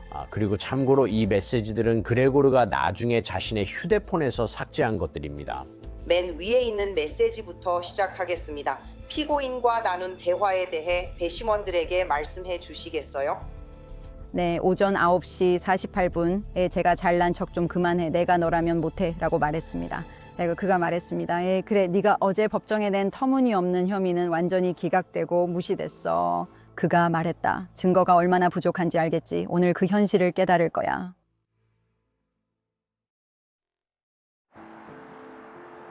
크리스토퍼의 휴대폰이 다운로드될 때 그는 브리아나와 주고받은 모든 문자 메시지를 삭제했다고 생각했습니다. 브리아나는 불행히도 그 메시지를 휴대폰에서 삭제하지 않았습니다. 그리고 그녀는 경찰에게 자신의 휴대폰을 아주 순순히 넘겼고 경찰이 휴대폰 전체를 다운로드하도록 허락했습니다. 그래서 크리스토퍼와 브리아나가 주고받은 모든 문자 메시지는 검찰에 의해 확보되었습니다. 2021년 4월 2일에 피고인으로부터 다음으로 연락을 받은 때는 언제였나요? 대략 3시 반쯤이요. 피고인이 코리에 대해 뭐라고 말했나요? 그는 무기력했고 다리가 아프다고 했어요. 그는 하루 종일 잠잤고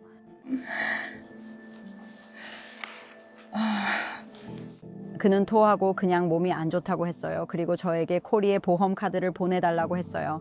그리고 나 피고인에게 코리의 보험 카드를 보내셨나요? 네, 보냈어요. 그리고 피고인이 코리를 병원에 데려간다고 말한 적이 있나요? 네. 의지커가 피고인이 코리를 어느 병원에 데려간다고 말했나요? 아니요. 그날 피고인과 마지막으로 대화한 게 그때였나요? 네. 그때 무엇을 하셨나요? 저는 코리가 거기 있는지 병원에 전화를 걸기 시작했고 엄마에게 말씀드렸어요. 우리는 그 지역 모든 병원에 전화했지만 모두 코리가 없다고 했어요. 그래서 저는 경찰에 코리 실종을 신고했어요. 마침내 그녀가 한 병원에서 전화를 받았고 거기서 코리가 있다고 했어요. 그래서 저는 코리를 보러 병원에 가려던 참에 2명의 경찰관이 문을 두드렸어요. 제가 알게 된 방식은 그가 저에게 제 아들이 죽은 지 얼마나 됐냐고 물어본 거였어요. 그래서 저는 그렇게 알게 됐어요. 그래서 저는 누구요? 제 아들이요? 제 아들은 6살이에요. 반대 신문에서 변호인은 브리아나의 신뢰성을 강하게 공격합니다.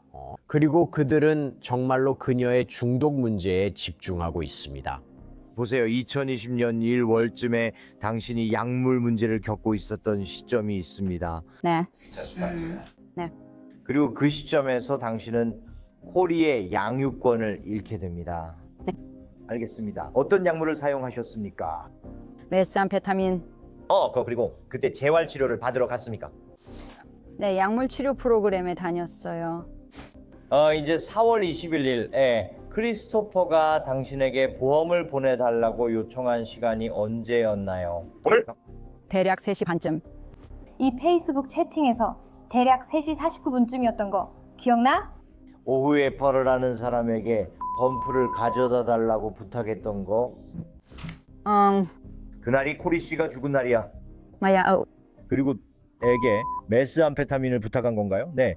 네, 사실 그날은 제가 하지 않았어요. 알겠어요. 하지만 당신은 원했잖아요. 네, 제 아들이 학대당해 정말 속상했어요. 그러니까 당신이 아들에 대해 불평하고 있는 그날, 학대 주장한 그날, 에게 크리스토퍼, 너 콜한테 메스암페타민 가져다 달라고 하는 거야. 맞아, 내가 그랬어. 알겠어. 오, 그녀에 대한 반대 신문은 정말 가혹했어. 사실 내가 스스로 멈춰야 했어. 한순간에는 내가 너무 심하게 하는 것 같았거든.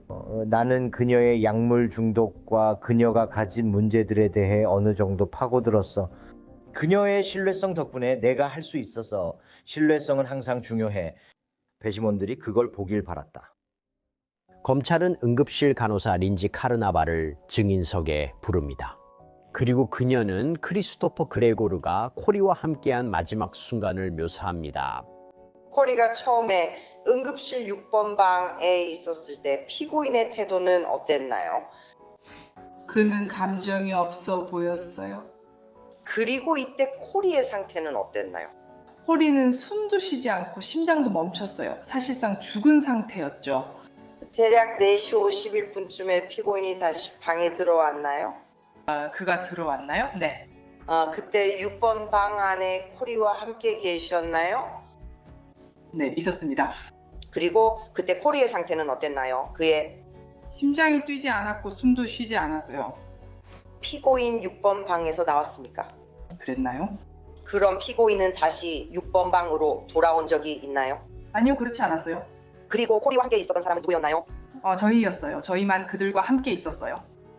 예, 크리스토퍼는 코리가 세상을 떠나기 전까지 병원에 있었고 코리가 세상을 떠났다는 소식을 들었어요. 이 사건의 검찰은 그가 감정을 드러내지 않았다고 말했어요.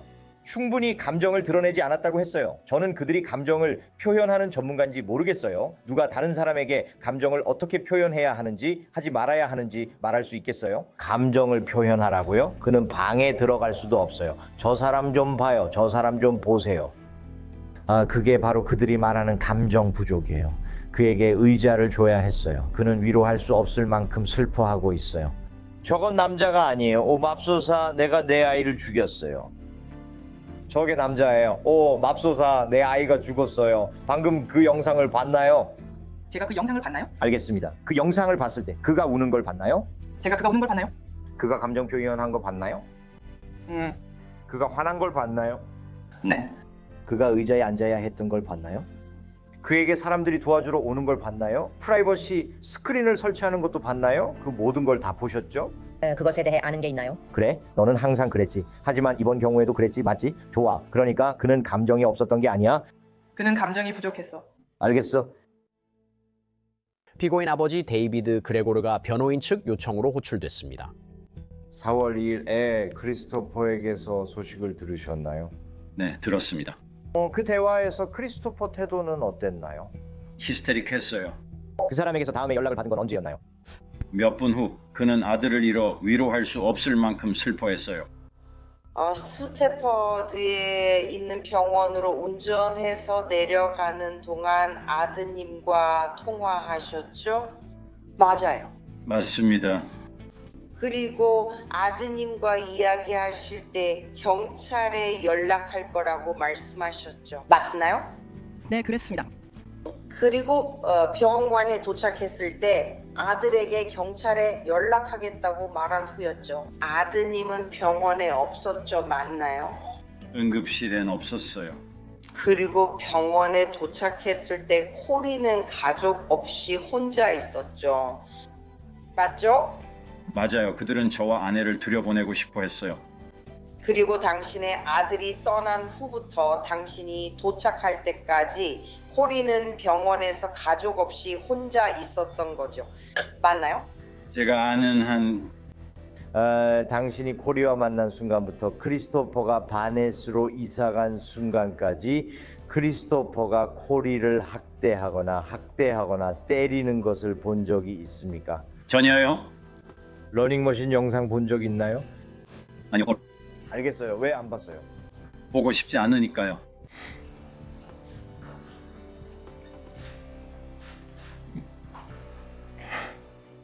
코리의 기억이 러닝머신에서 한번 학대당한 그 장면으로 남는 건 원하지 않아요.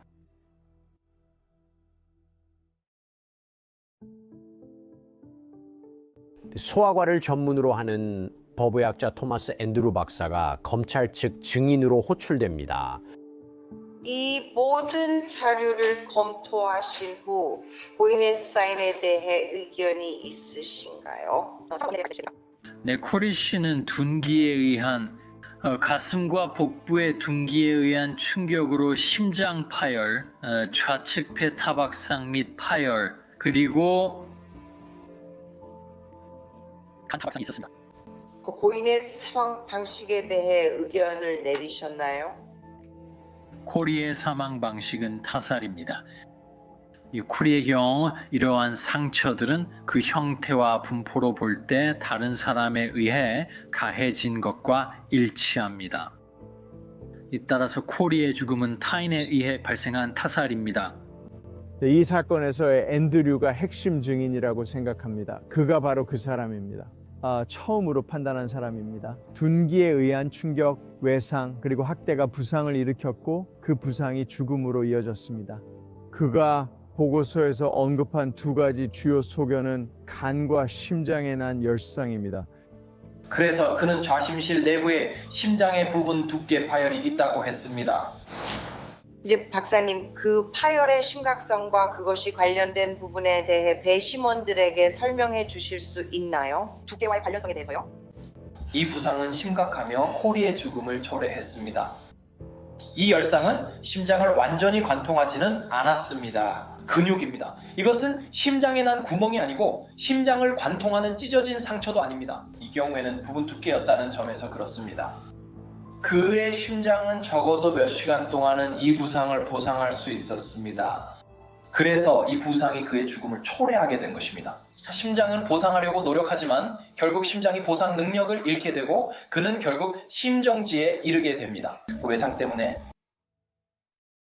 이제 변호인 측에서는 세계적으로 유명한 법의학자 닥터 마이클 바덴을 증인으로 부릅니다. 마이클 바덴 박사는 마틴 루터 킹 주니어와 존 F 케네디 암살 사건 등 여러 사건을 조사한 뛰어난 인물입니다.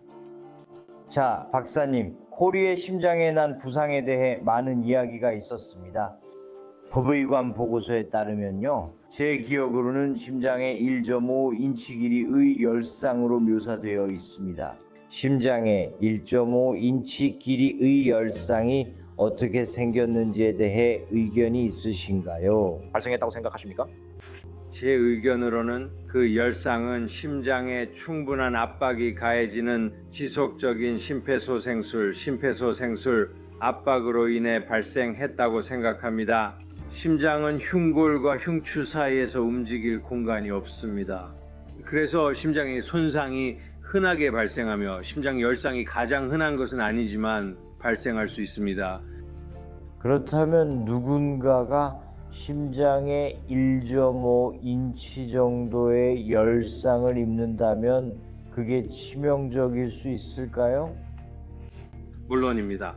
그리고 만약 누군가가 심장에 1.5인치 열상을 입었다면 그 사람이 죽기까지 얼마나 걸릴까요?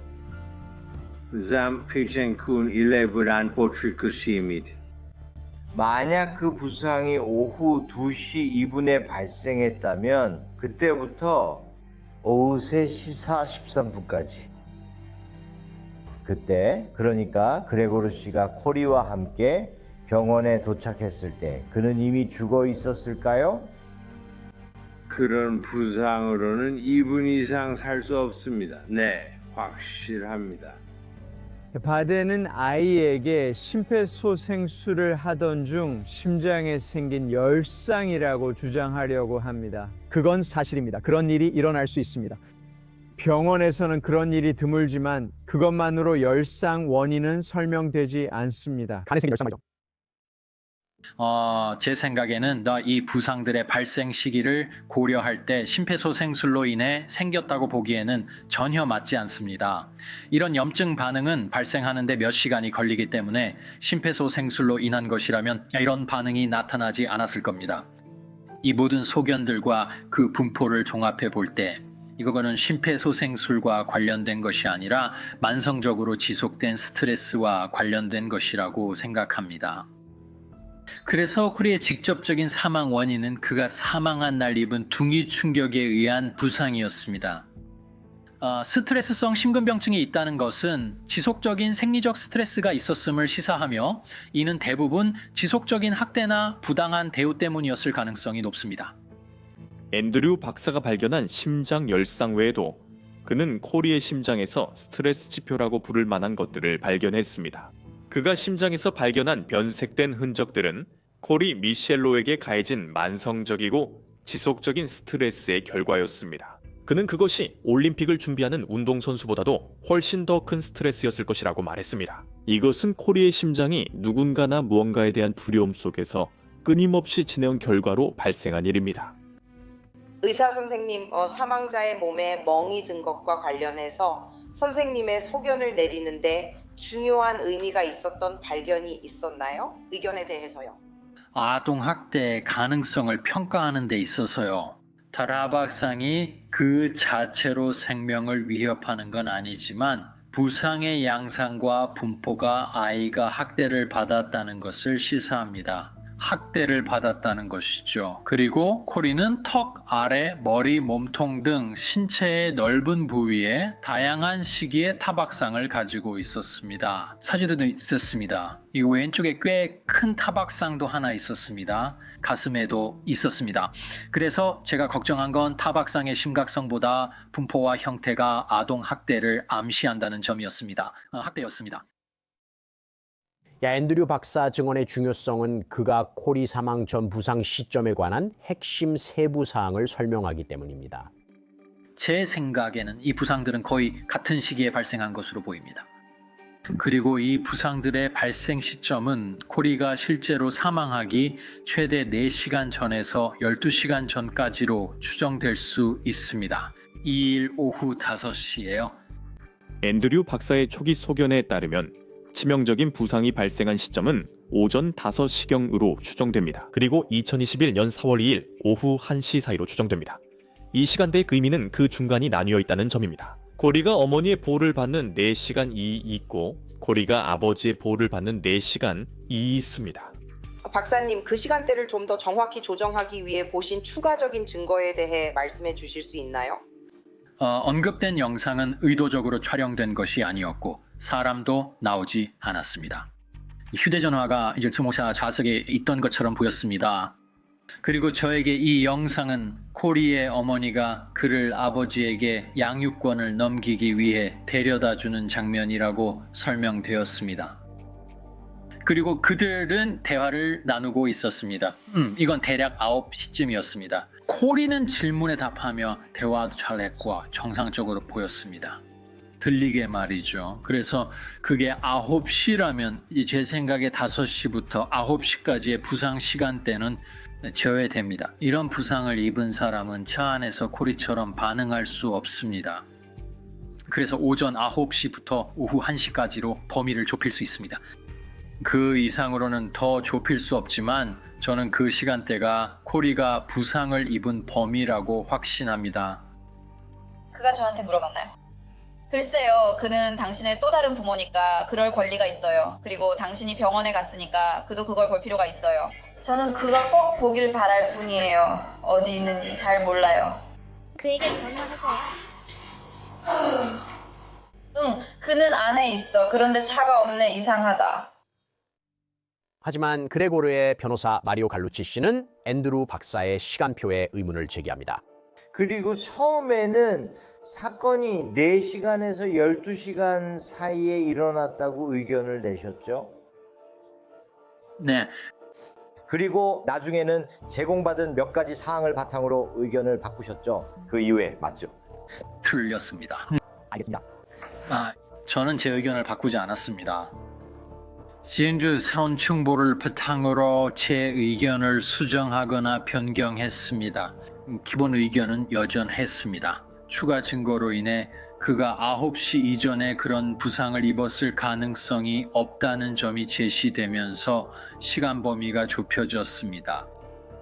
전문가가 자신의 의견을 바꾸는 것은 자신의 의견을 바꿀 만한 명확한 무언가가 있지 않는 한 정상적인 일이 아닙니다. 그래서 닥터 앤드루스가 처음 의견을 제시했을 때 브리아나가 직접적으로 의심의 중심에 놓이게 되었습니다. 이제 당신이 미첼 형사와 렌토 씨를 만났을 때 그들이 당신과 논의했습니까? 그것을 4시간에서 12시간 사이로 두면 그 시간 중 일부 동안 그는 실제로 어머니의 보살핌을 받고 있었을 것이라는 점을요. 저는 그가 9시에 아버지에게 보호를 맡겼다는 걸 알고 있었습니다. 그들이 언급했는지 아닌지와 상관없이 저는 그게 사실임을 알고 있었습니다. 그러면 지금 당신은 아이가 어머니와 대화하는 33초짜리 영상을 봤다고 말씀하시는 건가요? 그런데 그게 진단적인가요? 아니면 진단적이지 않은가요? 그것이 진단에 확실히 동의가 되지만 그 자체만으로 진단적이지는 않습니다. 유명하지만 아이가 이미 치명적인 부상을 입었다면 그런 식으로 반응하지 않을 것입니다. 우리는 그 시간 동안 그가 어머니와 함께 보낸 시간을 살펴보고 그 시간 중 상당 부분 동안 그는 잠을 자거나 차를 타고 이동하고 있었다는 것을 알 수 있습니다. 그래서 어머니와 함께한 시간은 크게 제한됩니다. 그리고 우리는 그 시간대를 더 좁힐 수 있습니다. 브리아나가 자신의 휴대폰으로 자신도 모르게 아침 9시에 코리가 크리스의 집에 들어가면서 이야기하는 음성 녹음을 남긴 것이 밝혀졌습니다. 코리가 말하는 소리를 들을 수 있습니다. 그는 또렷하게 말하고 있고 말이 흐트러지지 않습니다. 그래서 우리는 그 영상을 앤드류 박사에게 제공할 수 있었습니다. 그 결과 코리는 그 영상 속 행동을 통해 치명적 부상 발생 시간을 좁힐 수 있었습니다. 오전 9시부터 오후 1시까지 코리는 크리스토퍼 그레고르의 단독 보호를 받았습니다.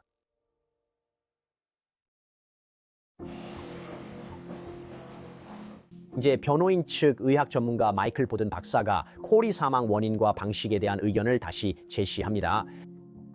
모든 자료를 검토한 후 코리의 사망 원인에 대해 의견이 있으십니까? 제 생각에는 코리 사망 표현이 혼동된 것은 심폐소생술 과정에서 발생한 광범위한 부상 때문이라고 생각합니다. 하지만 저는 그의 진단 중 염증과 폐혈증 부분에는 동의합니다. 닥터 로가스의 진단에서 염증과 폐혈증 부분은 폐의 염증과 폐에서 발견된 세균 배양 결과를 의미하며 이 세균이 폐렴과 폐혈증을 유발할 수 있다는 것을 말합니다. 제 생각에는 사망의 가장 가능성 높은 원인은 매우 심각하고 빠르게 진행된 폐렴입니다. 사망 방식에 대해 의견을 내리셨습니까? 제 생각에는 우리가 가진 모든 정보를 보면 자연사로 보입니다. 마이클 바든 박사는 일종의 유명인 부검의로서 변호인 측에 의해 등장했습니다. 그는 O.J. 심프슨 사건에서 증언한 법의학계 유명인입니다. 그리고 그는 아이가 폐혈증으로 인한 폐렴으로 사망했다고 증언했습니다. 제 생각엔 그 말의 요점이 아이가 질병을 알았다는 것 같아요. 폐렴은 폐에 액체가 차는 건데 그 액체는 피였어요. 왜냐하면 아이의 심장과 간에서 출혈이 있었기 때문이에요. 그래서 그건 꽤 영리한 방법이었어요. 저는 그게 이 부상들을 변명하고 크리스의 잘못이 아니라고 만들려는 시도라고 생각했어요. 폐혈증이나 감염에 대해 어떤 소견을 내리셨나요? 그 문제는 저희 기검사에서 설득이 됐고 부검 소견뿐만 아니라 의무기록 검토를 바탕으로 한 것입니다. 쿠리의 부검에서 폐혈증이나 다른 감염 과정에 대한 증거는 단 하나도 전혀 없습니다. 여러 명의 의사들이 여기서 코리의 눈에 발생한 수많은 부상에 대해 증언했습니다. 가슴의 멍, 턱 아래의 멍, 엉덩이의 찰과상, 그리고 등에 약간의 멍이 있었습니다. 그 부상들을 보셨습니까? 네. 당신 의견으로 이 부상들 중 어떤 것이 코리의 죽음과 관련이 있었습니까? 아니요, 관련이 없었습니다. 베든 박사는 아마 세계 최고의 법의학 병리학자일 것입니다. 그분은 이 일을 200년이나 하신 것 같아요. 법의학 병리학 창시자죠. 그냥 그렇게 말하죠. 그리고 그는 코리의 사망 경위에 관한 모든 사실을 입증할 수 있었습니다. 그분은 해부학, 생물학, 세포 분해 과정까지 모두 확인했습니다. 그는 코리의 몸에 있던 멍이 코리의 죽음과는 전혀 관련이 없다는 것을 입증했습니다. 닥터 바덴의 증언입니다.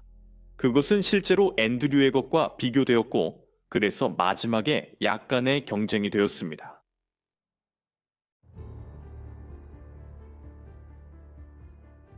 재판이 최종 변론에 들어가며 이 사건은 닥터 바덴과 다른 닥터 증언 간의 전투로 진행되고 있습니다. 앤드류입니다. 코리는 만성적인 학대로 죽었습니까? 아니면 자연사했습니까? 배심원단은 누구를 믿을까요?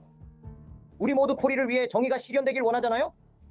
정의란 유죄 판결을 내리는 게 아니에요. 살인을 저지르지 않은 남자에게 살인죄로 유죄 판결을 내리는 게 아니에요. 당신이 내릴 수 있는 결론은 단 하나뿐입니다. 네, 그리고 그건 닥터 바덴이 내린 결론과 같습니다. 코리 씨는 자연사했습니다. 이건 살인 사건이 아닙니다. 비극적인 일인가요? 네, 맞아요. 말씀하세요. 네, 목격자가 없어요. 그녀와 그는 여기 앉아 울고 있어요. 여기는 승자가 없어요.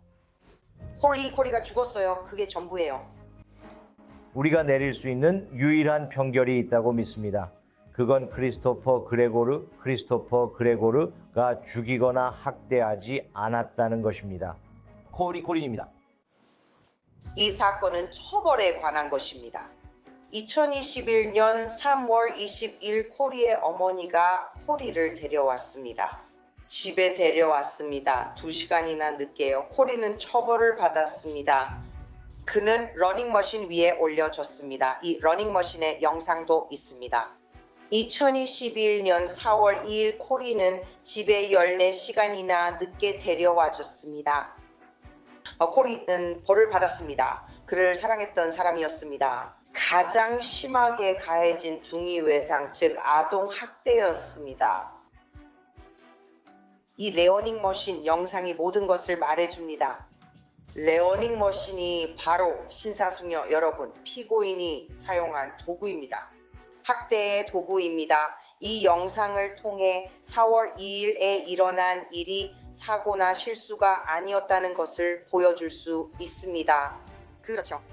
그러니까 이 두 가지가 그렇게 상관관계가 있어요. 그리고 이 법원 명령서에는 법원이 조사 결과 서한을 검토했다고 나와 있죠. 그리고 불안하게 양육권 요청은 거부되었습니다. 이 점에서 정말 흥미로운 것은 법원이 그 영상을 가지고 있지 않았다는 거예요. 법원은 편지만 검토했어요. 그리고 브리아나는 양육권을 받지 못했어요.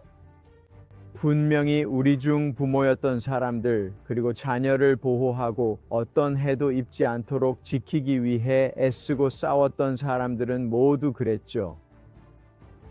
그리고 이렇게 해야만 그걸 이룰 수 있다고 들었죠. 그리고 그곳에 가서 또 여러 번 가도 그 시스템은 전혀 반응하지 않았어요. 결국 당신이 경고한 일이 실제로 일어납니다. 그것은 정말 비극적이고 엄청난 충격이죠. 앤드류 박사님의 증언은 피고인이 자신의 아들을 살해했다는 것을 입증합니다. 코리요 병리학자에 따르면 사망 원인은 치명적인 일련의 사건들이었고 그 사건들이 없었다면 죽음은 일어나지 않았을 것입니다. 타격이나 일격, 그것이 둔상입니다. 앤드류 박사는 이 둔상 외상이 오전 9시경 코리에게 가해졌다는 것을 밝혀냈습니다. 그리고 1시 사이에 그래서 코리의 심장과 간에 생긴 열상도 대략 같은 시간에 발생했습니다. 피고인은 이 부상이 발생했을 때 아들과 함께 있던 유일한 사람이었습니다. 그는 자신을 보호하고 돌봐줘야 할 아버지에게 살해당했습니다. 가장 믿어야 할 사람이었습니다. 이 사건은 코리와 그가 어떻게 피고인의 처벌과 학대의 궁극적인 희생자가 되었는지에 관한 것입니다. 6살짜리 아이들은 그냥 죽지 않습니다. 코리도 마찬가지였습니다. 변호인 측의 강력한 최종 변론 이후, 검찰의 강한 최종 변론 후 배심원단이 평의에 들어갑니다. 배심원단이 평의실로 돌아가자 우리는 모든 것이 우리 손을 떠났음을 깨달았습니다. 우리는 이 사건에서 코리에게 정의가 실현되도록 최선을 다해 변론했고 그렇게 되길 바랐습니다. 미치올로. 배심원들이 심의할 때 저희도 그 자리에 있었어요. 저희는 아무것도 알 수 없었고 그저 좋은 결과만을 바랐어요. 재판 전에 교회에 가서 기도도 많이 했고 그리고 친구들이랑 가족들이랑 밖에서 시간을 보내기도 했어요. 법원 밖에서요. 그래서 이틀간의 심의 끝에 배심원단이 평결을 내렸어요. 마담 포커스는 배심원단이 평결에 도달했습니까? 네, 그렇습니다. 그리고 그 평결은 만장일치입니까? 네, 선생님 부인.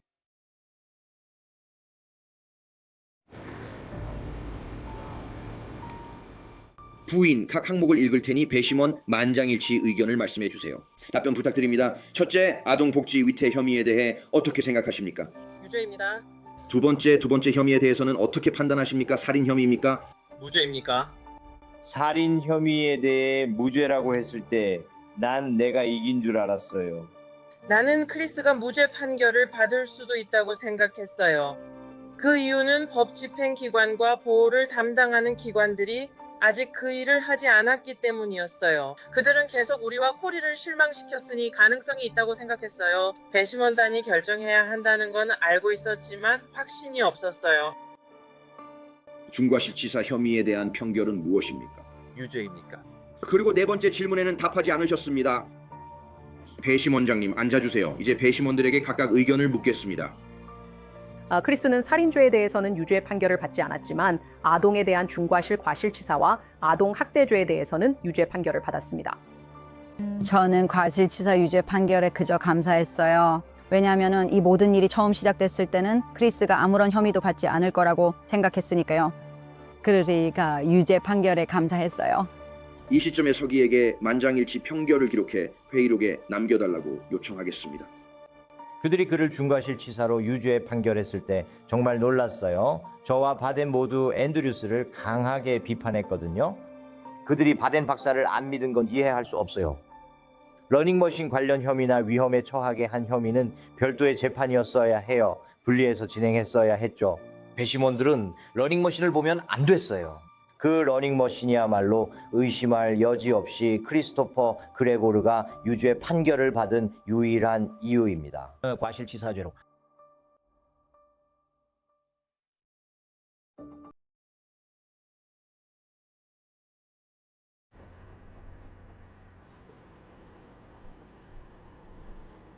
모두가 이 더위 속에서 희생하고 있을 때 저는 그냥 한마디 하고 싶어요. 지옥은 훨씬 더 뜨겁다는 걸요. 이 사건의 재판 단계에서 증언대에 서지 않았던 크리스토퍼 그레거가 마침내 선고 공판에서 법정에 입을 엽니다. 그레거 씨, 본인이나 사건에 대해 하시고 싶은 말씀이 있으신가요? 오늘 말씀드릴 기회를 주셔서 감사합니다. 브리아나 콜이 세상 떠난 후 우리는 대화하지 못했습니다. 지금까지 말씀드린 모든 것과 별개로 콜이를 잃게 되어 정말 유감이라는 말씀을 드리고 싶습니다. 그는 정말 말 그대로 최고의 사람이었어요. 저도 잘 압니다. 우리는 평생 그를 그리워할 거예요. 코리를 알았던 2년은 힘들었지만 제 인생에서 가장 소중한 시간이었습니다. 그가 브리아나에게 코리를 잃어서 미안해라고 말했던 방식이 아직도 기억에 남아요. 저는 일어나 말하고 싶었어요. 코리는 잃은 게 아니라 당신이 죽였잖아요.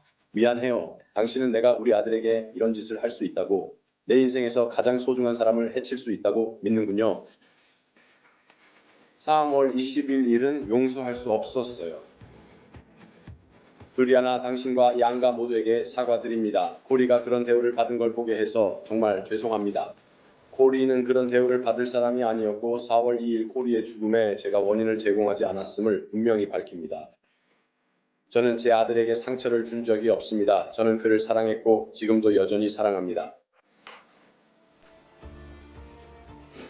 그를 더 일찍 병원에 데려가지 못한 게 후회됩니다. 그렇게 아픈 줄 정말 몰랐어요. 저는 그냥 그가 피곤한 줄만 알았습니다. 그리고 당신이 닥터 바덴이나 닥터 앤드류의 설명 중 어느 쪽을 믿든 결과는 똑같습니다. 코리 씨는 이제 없습니다. 오늘 해야 할 일이 있다는 거 압니다. 판사님, 제 인생 전체를 고려해서 단지 그 열이틀만을 근거로 하지 마시고 공정하게 판결해 주시길 부탁드립니다. 그건 거짓이었고 그는 사과하지 않았으며 아무 의미도 없었어요. 엉터리였어요. 크리스토퍼 그레고르 선고 전 레베카와 브리아나 미셸로우가 피해자 진술문을 제출합니다. 판사님, 코리는 자신이 죽을 거라는 걸 알고 있었어요. 코리가 죽기 전 일요일에 코리가 죽기 불과 닷새 전 코리는 제 집에 와서 목욕을 준비하고 있었어요. 그가 옷을 벗자 온몸에 멍이 있었어요. 코리가 제 눈물 고인 걸 못 보게 저는 고개를 돌렸어요. 코리가 옷을 입고 나서 우리는 제 침대에 함께 앉았어요. 코리가 저를 바라보며 말했어요. 기마, 그냥 와서 우리 아빠가 나한테 뭘 하는지 봐라고요. 저는 그에게 하나님은 모든 걸 다 보고 계신다고 말했어요. 그의 목소리는 아주 낮아졌어요. 그가 왜 하나님은 나를 안 도와줘요? 라고 했어요. 저는 하나님께서 지금은 더 필요한 다른 사람을 돕고 계시다고 말해 마음이 너무 아팠어요. 같은 일요일 코리는 밖에서 보도블록에 분필로 글씨를 쓰고 있었어요. 그날 밤 브리아나와 저는 코리가 현관문 근처에 나는 죽었다 라고 쓴 걸 발견했어요. 코리는 아무도 자신을 도와줄 수 없다는 걸 알고 있었어요. 그는 자신이 곧 죽을 거라는 걸 알았고 그 사실을 받아들였어요. 판사님, 이 코리가 죽기 5일 전과 그날에 나눴던 대화는 평생 저를 괴롭힐 거예요. 이 남자에게 행동의 결과가 따른다는 걸 꼭 가르쳐 주세요. 코리는 아빠를 원했지만 대신 이 괴물을 얻게 됐어요. 크리스 그레고리 판사님, 오늘 꼭 코리에게 정의를 실현해 주세요. 감사합니다. 판사님, 저는 브리아나 미첼로우입니다. 오늘 이 자리에 섰습니다. 저는 슬픔에 잠긴 어머니일 뿐만 아니라 정의를 위한 옹호자이기도 합니다. 코리는 제 삶이었고 지금도 제 세상이며 제 모든 것입니다. 2021년 4월 2일 저는 망설이며 코리를 피고인 집에 데려다 줬습니다. 그것은 평생 저를 괴롭힐 실수입니다. 아들에게 마지막인 줄 모르고 작별 인사를 했습니다. 무슨 일이 생길 줄 알았다면 그 아이를 보내지 않았을 거예요. 이제 저는 딸에게 오빠에게 무슨 일이 있었고 왜 없는지 설명해야 합니다. 저는 매주 주말에 딸과 코리 묘지에 가요. 1살 반인 딸도 코리가 어디 있는지 알아요. 정말 가슴이 아파요. 딸은 그곳에 앉아 우리가 코리를 위해 두고 온 자동차와 장난감으로 놀아요. 그가 코리에게 그런 모든 일을 했음에도 불구하고 코리는 여전히 그를 사랑했어요. 코리는 당신을 존경했어요. 그리고 그는 여전히 당신처럼 되고 싶어 했어요. 미안해요. 한 캐리스는 그가 진짜 아버지가 되길 바랐고 그는 코리를 아들처럼 대했습니다. 코리에게 좋은 본보기가 되기보다는 그는 코리를 때려 죽이기로 결심했어요. 아들에게 작별 인사 못하게 한 당신이 미워요. 그래도 아들의 마지막 얼굴이 당신이 아니어서 다행이에요. 죄송합니다, 판사님. 코리도 9월이면 5학년에 올라가서 친구들과 어울리고 운동도 하고 인생을 즐기고 있어야 했어요. 크리스토퍼가 그의 모든 미래를 빼앗아 갔어요. 이 부당함이 계속되지 않길 바라며 그는 자신의 행동에 반드시 책임져야 합니다. 가이 라이언 판사는 단순히 판결을 내리는 것에 그치지 않습니다. 그는 크리스토퍼 그레고르에게 몇 마디를 더 합니다. 이제 형을 선고해야 하며 피고인이 다른 날째 2번 별도로 범행한 점을 가중 요소로 고려할 수 있습니다. 러닝머신 영상은 피고인이 코리에게 냉담하게 행동하는 모습을 보여줍니다. 그리고 코리가 반복해서 넘어지고 난 뒤 그들이 밖으로 나갈 때도 따뜻한 상호작용이나 격려의 손길은 전혀 없습니다. 잘했어 아들, 포옹도 없고 괜찮니? 아무것도 없어. 그래서 저는 그 인물에 대해 그가 얼마나 자상한 아버지인지에 대한 편지를 존중하지만 사진 한 장이 1000마디 말보다 낫고 영상 한 편이 10,000마디 말보다 낫다고 생각합니다. 그래서 그날 무슨 일이 있었든 코리에게는 사랑도 동료애도 친절도 지지도 주어지지 않았습니다. 그것은 가장 악질적인 형태의 학대였습니다. 그리고 이는 오늘 피고인 진술과 일치하지 않습니다. 이번 혐의인 중과실 과실치사에 대해 나는 피고인에게 교정국장 구금 20년형을 선고합니다. 1번 혐의인 아동복지위험 2급 범죄아에 대해 나는 피고인에게 교정국장 구금 5년형을 선고합니다. 나는 1번과 2번 혐의는 연속 집행돼야 한다고 결론 냅니다. 누군가를 살인 관련 혐의, 이번엔 가중 과실치사로 유죄 판결할 때마다 약간의 정의가 실현된다고 생각합니다. 그러나 아무리 감옥 생활이 길어도 코리 미첼로우를 되돌릴 수 없고 그의 어머니 곁으로 돌아오게 할 수 없습니다. 우리는 최선을 다하지만 그 빈자리를 채울 수 없다는 걸 압니다. 저에게는 약혼자와 딸이 있어요. 모든 게 좋지만 마음 한구석에는 항상 뭔가가 부족하다는 느낌이 들어요. 남동생이 세상을 떠나 모든 것이 변했어요. 그리고 저는 한골제를 복용해야 해요. 아마 평생 동안 그렇게 해야 할 것 같아요. 저는 그 이후로 다시 일하러 가지 않았어요.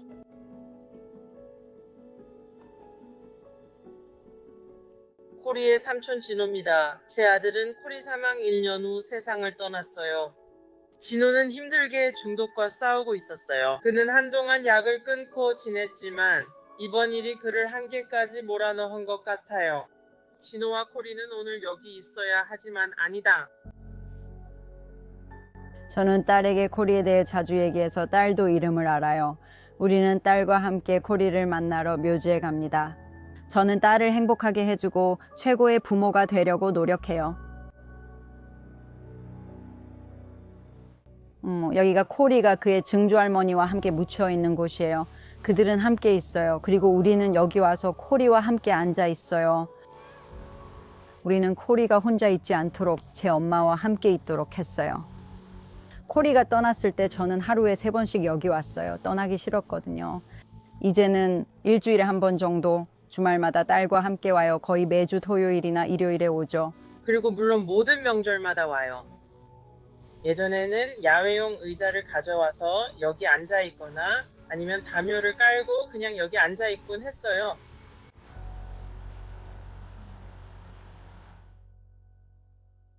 생일 축하합니다. 생일 축하해, 코리. 생일 축하합니다. 자, 불을 꺼봐. 와, 고마워요. 이거 들어보고 싶어요. 저는 코리가 러닝머신 소년이나 러닝머신 위에 있던 아이로 기억되길 원하지 않아요. 그 아이는 그보다 훨씬 더 많은 사람이었으니까요. 그래서 저는 계속 이야기했어요. 코리 이야기를 알리고 싶어 출판 전 책을 썼어요. 모두가 이 이야기를 듣길 바랍니다. 저는 코리의 유산이 남겨지길 바래요. 우리는 그의 이야기를 사랑하며 다른 아이들을 돕기 위해 노력해요. 저도 그렇게 하려고 해요. 그리고 우리는 아동학대에 대한 인식이 높아지길 바랄 뿐이에요. 예, 저는 DCPNP 실패 인식이 더 확산되길 바랍니다. 많은 아이들과 코리도 이렇게 다른 아이들을 돕는 것을 정말 좋아할 것 같아요. 우리는 법안을 통과시키려고 노력하고 있어요. 그 법이 코리의 법이라고 불리길 바라고 있어요. 코리를 실망시킨 사람이 많았어요. 첫째로 아동학대 전문가가 이용할 수 없었어요. 병원에 24시간 있을 수 없었어요. 학대는 언제든 일어나지 정해진 시간에만 발생하지 않아요. 그래서 저는 이 법이 시행되어서 또 다른 아이를 구할 수 있기를 바랍니다. 코리도 분명히 그렇게 하길 원했을 거예요. 그 아이는 남을 돕는 걸 정말 좋아했어요. 다른 사람을 돌보는 걸 사랑했죠. 생명을 구하는 것보다 더 나은 방법이 있을까요? 법을 바꾸지 않으면 아무것도 달라지지 않습니다. 레베카와 브리아나는 S4093 법안 개요를 뉴저지주 상원의원에게 제출했습니다. 그리고 이 법안의 3가지 핵심 기둥은 다음과 같습니다. 첫째, 학대가 의심되는 경우 즉각적인 법의학적 검사가 의무화되고, 둘째, 가해자로 지목된 사람과 떨어진 곳에서 독립적인 면담이 이루어집니다. 그리고 셋째, 응급실, 소아과 의사, 경찰서, 학교, 그리고 어린이집 간의 실시간 기관 간 협력이 이루어집니다. 브리아나와 레베카, 이들은 코리의 법이라고 부르는 이 법안을 통과시킴으로써 아이들을 보호할 뿐만 아니라 그들의 생명을 구할 수도 있기를 희망하고 있습니다. 앞으로 발생할 학대 사건들에서도요.